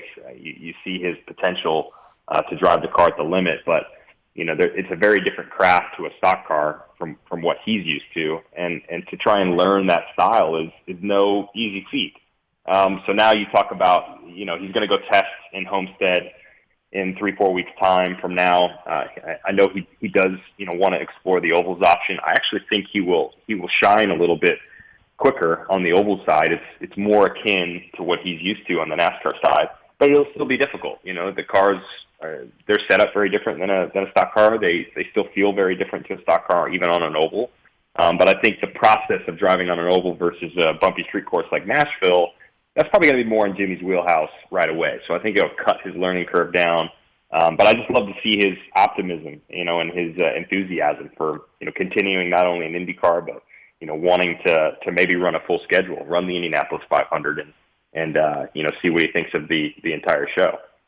Now, Joseph, I know this interview right here is the one that you've been looking forward to the most this week. So I would say maybe the second coolest interview you've done this week is you went on the Dale Jr. Download with Dale Earnhardt Jr., and I believe that's recorded on Monday. But looking forward to listening to that. What was that like, sitting down with him and talking racing? He's obviously involved in the Grand Prix as an investor, but how was that experience? It was a blast. It was actually yesterday, so they cut that thing together really fast. I was in Charlotte yesterday morning and then flew back, and just to spend a couple hours with him and the entire team over there was really fun. I was so nervous and I've met Dale before. We actually went to the Kentucky Derby sort of together. He was there for NBC and I was as well. He was busier than I was, understandably. But, we have seen each other before, but just to walk into his shop and, to do the whole podcast experience that they have was nerve-wracking. So it was fun to sit down with him and kind of, just go through everything. we could have talked for 5 hours. I think we literally talked for an hour and 45 minutes, and we just had to stop because we were already like at the quoted time for, how they want to cut a podcast together and what length they wanted at. So we literally just had to stop talking, but we could have kept going. We had, a million other things we could have covered. So, it flew by. It took no time to do an hour and 45 minutes, and they're just so good at what they do. I'm really a big fan of Dale. I think he's one of the best ambassadors for motorsports as a whole. He's really considerate of all viewpoints and all angles, and he displays that so well in his podcast. So huge fan of him, and it was just an honor to be there. Yeah, and I'm curious were there some things that maybe you didn't know about him that you were hoping to learn that you did when sitting down with him for the podcast? I feel terrible. He kept the spotlight on me, asking me questions, trying to get me to elaborate. I learned some stuff about him. I didn't realize he watched British touring car racing. That was a shock to me. We were talking about my time when I raced in England, and the fact that Dale Earnhardt Jr. is watching British touring car racing is and as a fan of notable British sports car drivers was something I would never have guessed. So just little nuggets like that you pick up on, which are surprising, I guess. Last one for me, and I know this is on the NASCAR side, but Team Penske announced that Austin Cindric, who is Tim Cindric's son, who's done a tremendous job in the Xfinity Series, he's going to take over the famed number 2 on the Cup Series side. How cool of a moment is that for a company Tim has been with the team for so long, to see Austin at 22 years old grow up in that shop, and now he's getting a shot in the Cup Series in that famed number 2. Yeah, I think it's a huge deal. Obviously, there's a shift going on in the NASCAR landscape right now. There's been a ton of youth injected in the sport. Really not different to the IndyCar side. We have the same thing going on at the moment. But guys like, Chase Elliott and Kyle Larson and, a bunch of others, even, Ryan Blaney, they're becoming established, but they're the new guard. And a guy like Austin Cindric, he's looking to do the same thing and be part of that. I think the most important thing for Austin is, he's definitely earned his spot. He had a very, respectable run to the championship in Xfinity last year. He was really the driver of the field. He's earned his place. And I think that's probably been the hardest thing. When you look at Austin, it's difficult because, people are going to judge him off of, the fact that his dad is the president of Team Penske, and that, right. He probably didn't, he probably doesn't deserve that ride just because he got it handed to him. And I think it's really not the case. He's had to work for it his whole career. He's a very respectable young man, and, puts a lot of pride into what he does in racing, and is a very serious competitor. So the fact that he's earned it, he's going to get his spot. It's great for us at Team Penske, and honestly awesome to see in NASCAR to just see that youth movement, kind of pushing the old guys out. Saturday I leave for Miami and the Keys. I made sure to come back next Friday, so can take the family to the event next weekend because there's no way we're missing it. So we're looking forward to it. We're glad it's almost here. And thanks for doing this as always, and certainly best of luck. If we don't talk to you from now until the race, best of luck. You know who we're going to be rooting for, and we'll talk down the road.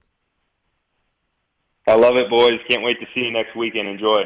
Yep. Thank you, Joseph. Thanks, Joseph.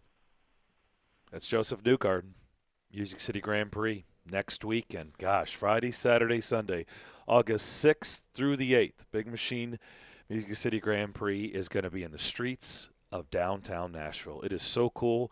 And right now, as you see them building the grandstands and the catch fences are up, and man, it's just weird seeing the track. It's our downtown streets getting morphed into a track. It's weird, right? And barriers. So it's going to be a sight to see. I think I would say most everybody in attendance, it will be a first, right? It will be a first time they've ever seen anything like this, like a street race for the open wheel cars. I've been to open wheel. I've been to IndyCar. I've never been to a street race. So no, I've never been to a road course of any kind. Yeah, I haven't either. That's a good point. I haven't either. NASCAR or IndyCar. So this is going to be fun. It's something that I think people that may not be into racing or be into open wheel racing, they're going to check it out and they're going to get hooked. That's what I think is probably going to end up happening. But I've watched the progress of the track working the soccer games at Nissan Stadium, those corners are going to be tight.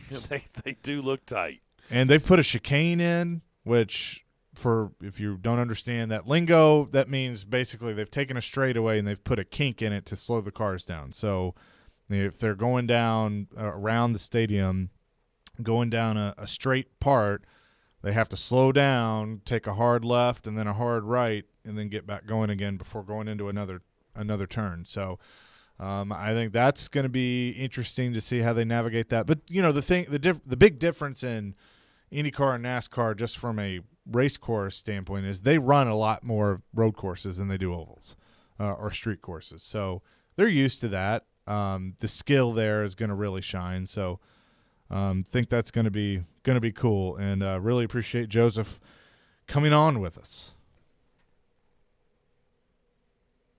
185 miles per hour. Mm-hmm. Over a bridge. Over a bridge. With divers, by the way, which is interesting. Yeah, I can just look. I hope that doesn't happen. So this has never happened, right? They've never gone over a body of water. Is that they right? They have. This is just the longest bridge over. This is the biggest body of water they've gone over. Okay. Like, this isn't unusual. I think there was a part in St. Pete where they go over something. So it's not that body of water would probably be pretty big. Well, there's some the ocean tributaries, I think is what you say, that flow in, maybe a little stream or something. Estuaries? Sure. I'm trying to use words I don't need to be. No, I think they're called estuary. No, I can't say that. It's basically where fresh water meets salt water. Yes. So, it'll be cool though. I think the first time you see it and hear that over the bridge, it's gonna be pretty legit. How about you tell everybody about BetMGM? I will, but first I do want to tell you that interview with Joseph Newgarden was presented by Social Furniture in West Nashville. Shop local, shop social, and by Firestone, the exclusive tire of the Big Machine Music City Grand Prix.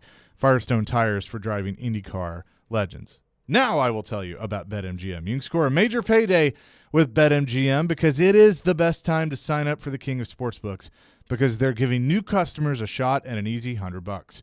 Just register using the code 1025GAME100 and win $100 in free bets when you place a $1 moneyline wager on the Yankees or the Rays. If either team hits a home run, you're a winner. Whether you're raising the stakes on summer baseball or wagering on your favorite soccer team, BetMGM is always ready for action. Enjoy innovative parlay selection builders, daily promotions, boosted odds specials, and more. Download the app or go to BetMGM.com and use the code 1025GAME100 to win $100 when you bet $1 on the Yankees or the Rays and either team hits a home run. Only at BetMGM, the king of sportsbooks. New customer offer, paid in free bets. You must be 21 years or older, must be in Tennessee. Visit BetMGM.com for a full list of terms and conditions. For problem gambling support, call the Tennessee Red Line at 800-889-9789.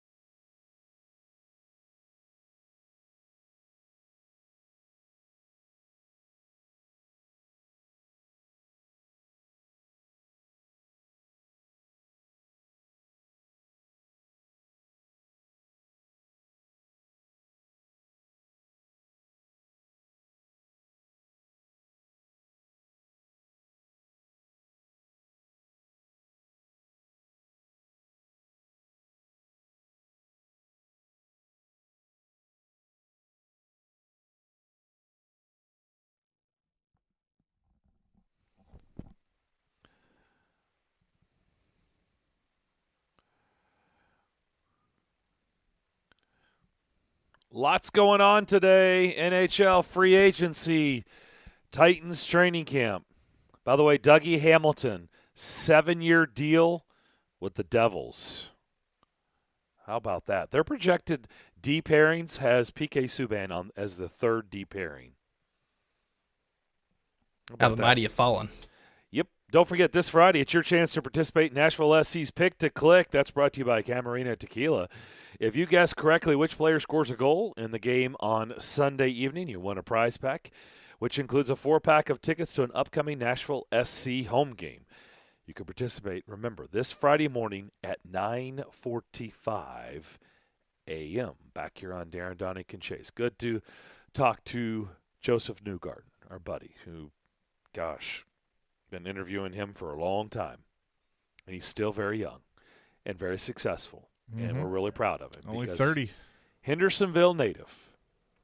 And, there will be pressure on him to win that race. So we are excited about that race. By the way, it is say it 3 times. Estuary. Estuary. Yeah, it's a weird estuary. And so say that 3 times really fast. But I'm not going to. It's the body of water that you see, the ocean. It's basically those little inlands, and it's where freshwater meets saltwater. Gotcha. Okay. And so that's what you were talking about with St. Pete? Yeah.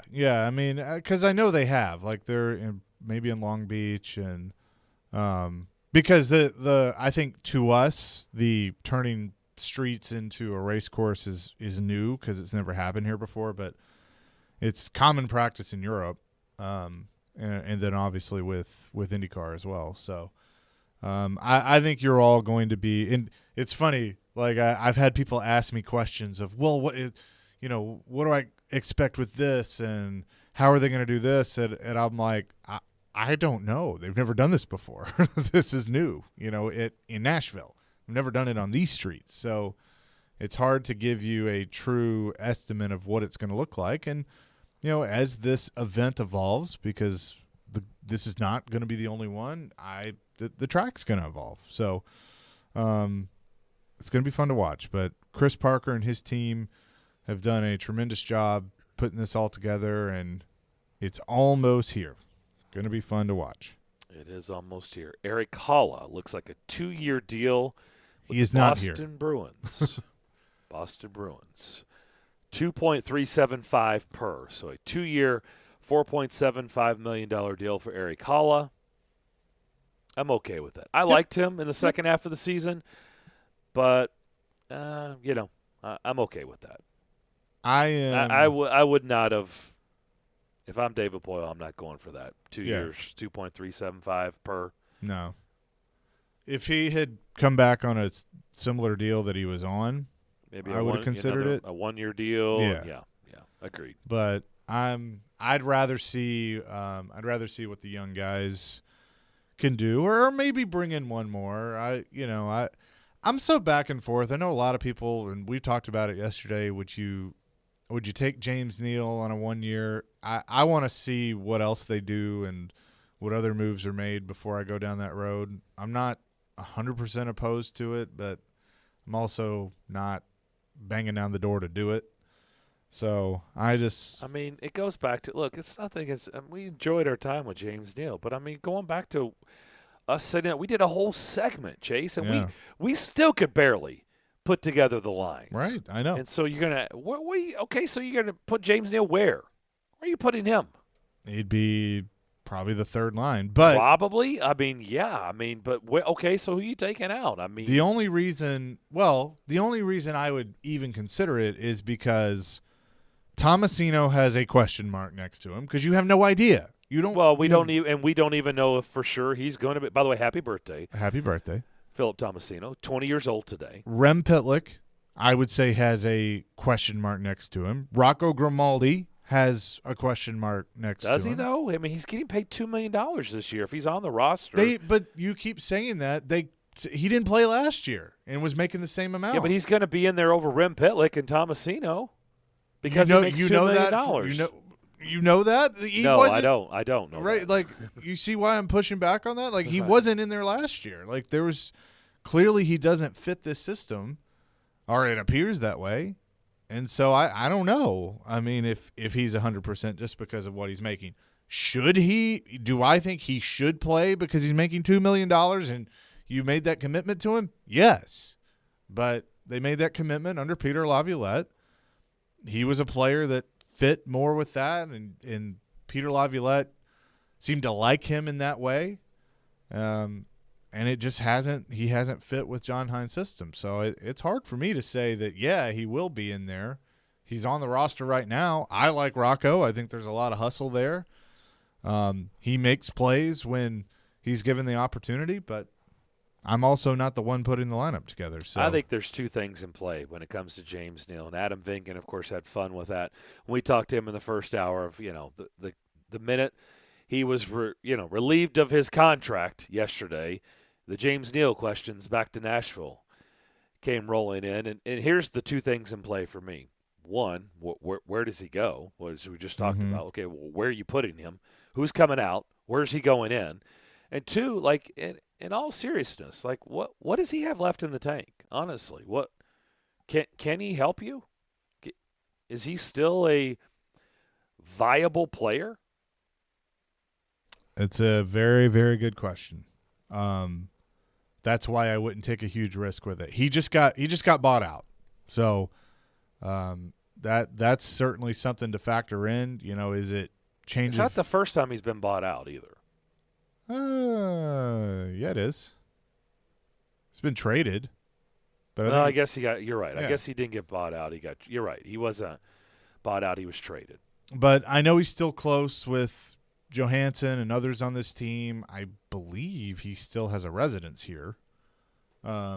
So, it's clear that Nashville was fond of him, but at the same time, the production hasn't been there with Calgary, and it peaked a little bit with Edmonton, and then it went back down. By the way, he was dating Melanie Collins for a good while. Mm-hmm. Did you notice I said he was? That was past tense. I'm not sure they still are, even though I don't know, because they're not. Yeah, okay, because I was seeing stuff on social media yesterday about her on a yacht with A-Rod and Eric Decker and his wife in France. You're laughing. Did you I've seen it. I have seen this. Yes, I'm laughing. So you have seen this? Yeah, because I had kind of the same reaction you're having right now. I mean, I was like, what? Melanie Collins, A-Rod, Eric Decker, and Eric Decker's wife. Was it Jesse? Is that right? Jesse James Decker. Jesse James Decker, yeah. On a yacht in France. And I'm like, what is going on? And oh, by the way, did you see who else's yacht pulled up right next to him?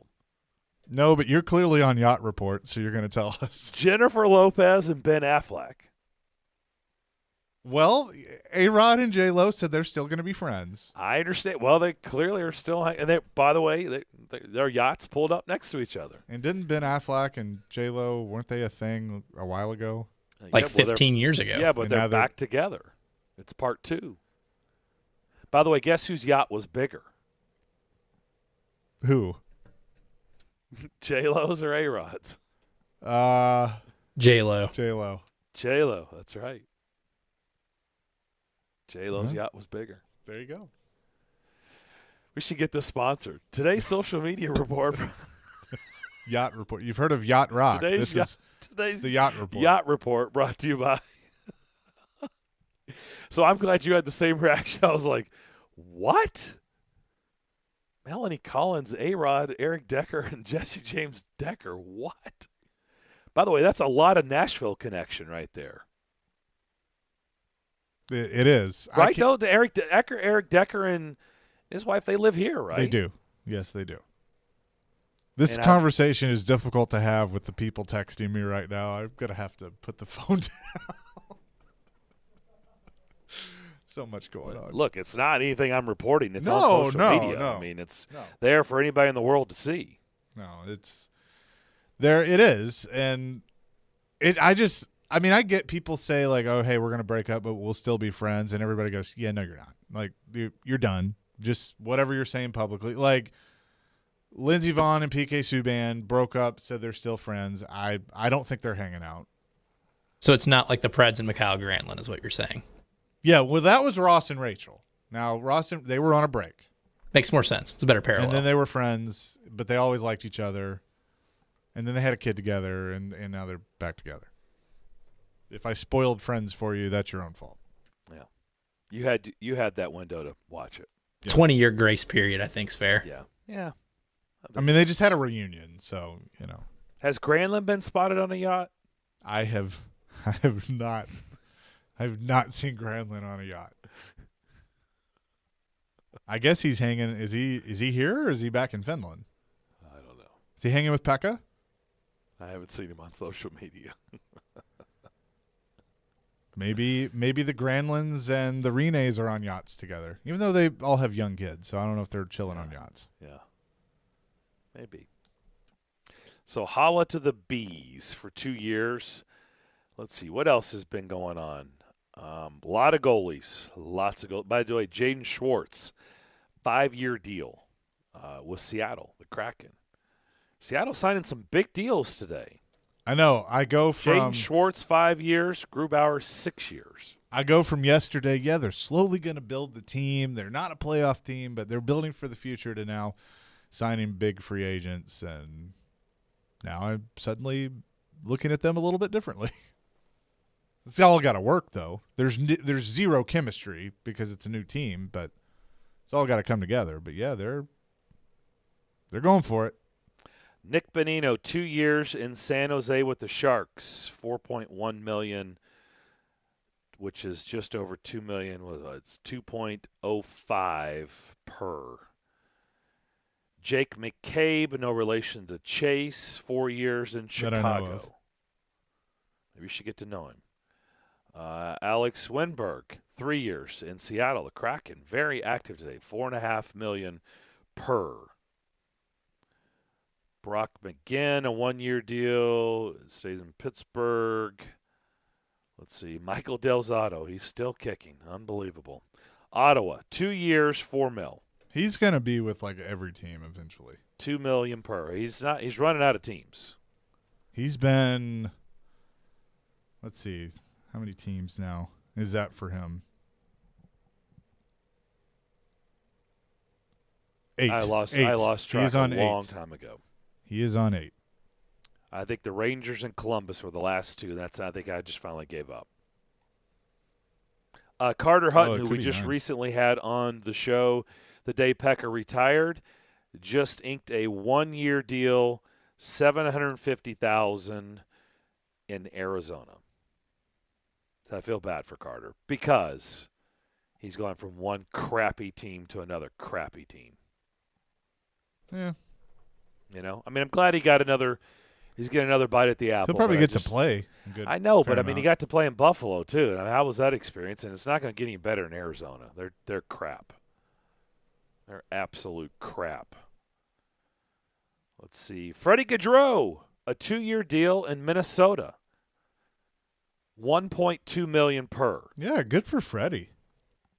Solid deal for Freddie Gaudreau, who was with Pittsburgh last year. He's still hanging in there, man. You gotta love it. Nate Thompson, a 1-year deal in Philly. Chris Weidman, a 1-year deal in Montreal. Jonathan Bernier got $4.125 for 2 years to be the Devils goalie. Getzlaf, by the way, have we heard any more? Is it official? Is it Anaheim? Is there still some sneaky team out there? Have you seen anything different? I have not. Okay. I mean, most of the reports are Anaheim, but Shane O'Brien says not so fast, my friend. Not so fast. Peter Mrazek, a 3-year deal in Toronto for $3.8 per. Halak, 1-year deal in Vancouver. Alec Martinez gets a big deal with Vegas. Jared Tenorti gets a 2-year deal with the Rangers. Brayton Holtby to Dallas for a 1-year deal.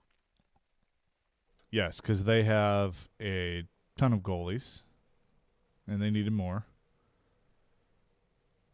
David Pagnotta of the the fourth period is reporting that the Predators have signed forward Matt Luff to a 1-year, 2-way contract worth $750,000 at the NHL level. He's played a handful of games for the LA Kings.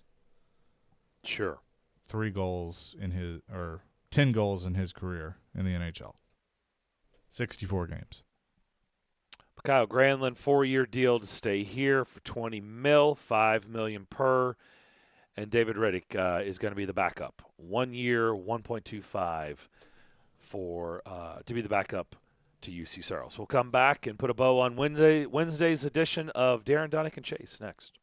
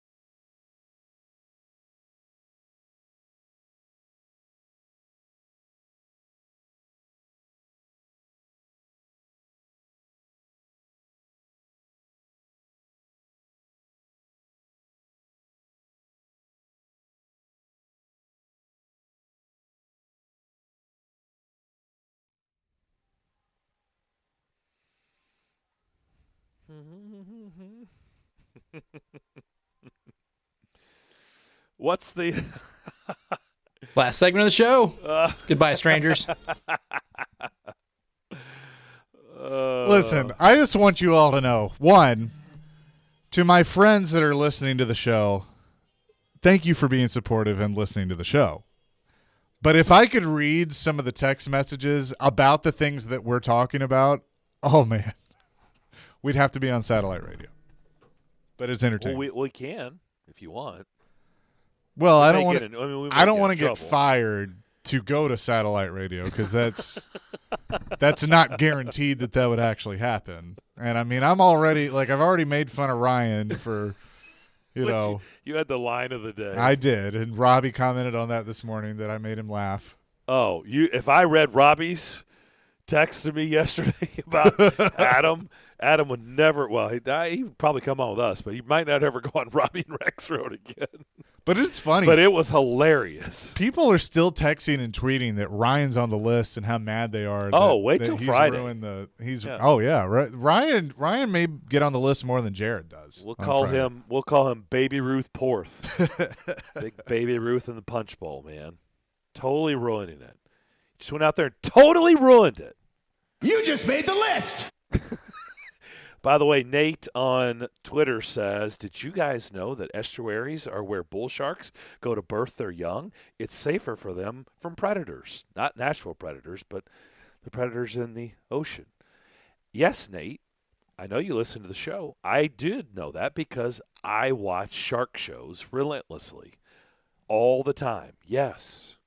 That's why you shouldn't feel safe swimming in estuaries because That is the shark's house. There's a lot of bull sharks. Bull sharks can survive in both freshwater and saltwater. They're the only shark that can do that. So, yes, I did know that. But fun fact. Thanks for bringing it to our attention. Yeah. We already put up with a lot of bull shark.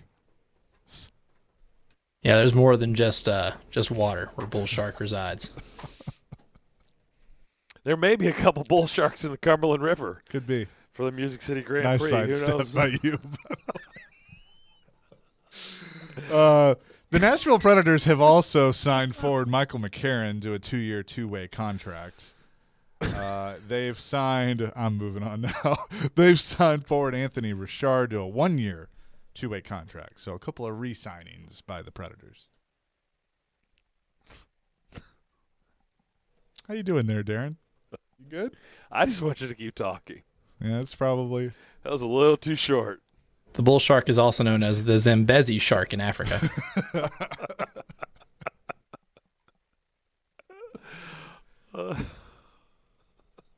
Commonly found worldwide in warm, shallow waters along coasts Hey, and rivers. Tehran's here. Hi, Tehran. TD in the house. Is he in the house? He's in the house.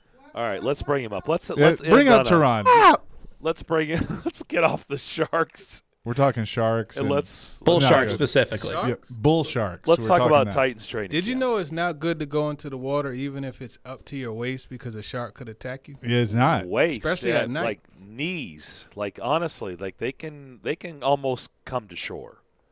So yeah. Did you see the video from this is probably 3 or 4 years ago? This lady on her way to church, she's in her car and she does this video and she's Are it's you talking great. to Tehran? Yeah, I'm talking to Tehran. I was just saying, okay. Because he said I don't know if This you've seen him lady on was, screen. by the way, from Chattanooga. Oh yeah, she was. She's from Chattanooga.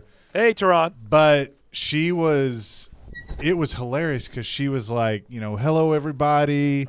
Want to praise Jesus for this day, and you know I'm on the way to church, but I want to pray for everybody that getting eaten by sharks because they're dumb enough to go in the ocean because that's the shark's house. Hey, I mean, She's got a point. good point. She's like, you This go is in their why you won't house. see me in the ocean. but she had the line. She had the line that said, "Listen, you go in the shark's house, you're on the plate. You're gonna get eaten. Something gets put on my plate, they're gonna get eaten." Throw it on the grill. That's right. So Good questions by you today in the press conferences. So it's pretty interesting. Thank you. TD, hearing Mike Vrabel, and this is something that Chase and I talked about, and want to get your input on this before we get out of here. Rarely do you hear a coach dole out that kind of praise for a 6th-round draft pick. We both perked up when he was talking about Racey McGrath. Hey, listen, that guy was shining today. He made a couple nice catches during one-on-ones, and then he hauled in a nice pass from Logan Woodside, which was about a 20-yard pass, kind of like a go route right over the shoulder. He beat Greg Maben. That guy's definitely shining, man. I was impressed just in how he's come from where he was initially to this point as far as not one-on-one, but in individual periods. So, yeah, Mike Vrabel was very, high on him. I like what he said about Tierra Tart, though. Yeah. And I call him Pop-Tart, you know what I mean, because he's a big guy. Looks like he ate a lot of them. But, he definitely gets busy. He's really fast with his feet. Yeah. You mean they're not good for you? I sneak them every once in a while. Okay. The s'mores ones, I love them. I was never big. Oh, the big on the s'mores Pop-Tarts. ones. Wow, there's a upset. Toast Okay. the s'mores and put them in vanilla ice cream. You're welcome. Ooh. I'll take the blueberry. I like the blueberry ones. Just saying. That'd be a good question one day. We could have fun with that. TD, thanks for stopping in. Who's Thanks your for guest? saving us. Who's your guest? You know what? Me, myself, and I, and Okay. Elijah. No, it's we're gonna just talk shop. We got Chris Sanders as he does it each week. So just reviewing what we Run saw TMC. today. Run TMC. All right. Hey, good to talk to you. Have a good podcast. We'll be listening when you drop it, okay? Thank you. Edwin Diaz time. Closing time. Sometimes. That'll do it for our show here on this Wednesday. Enjoy the rest of your day. Continue to be safe. And we will talk to you tomorrow morning at 10 a.m. See you then.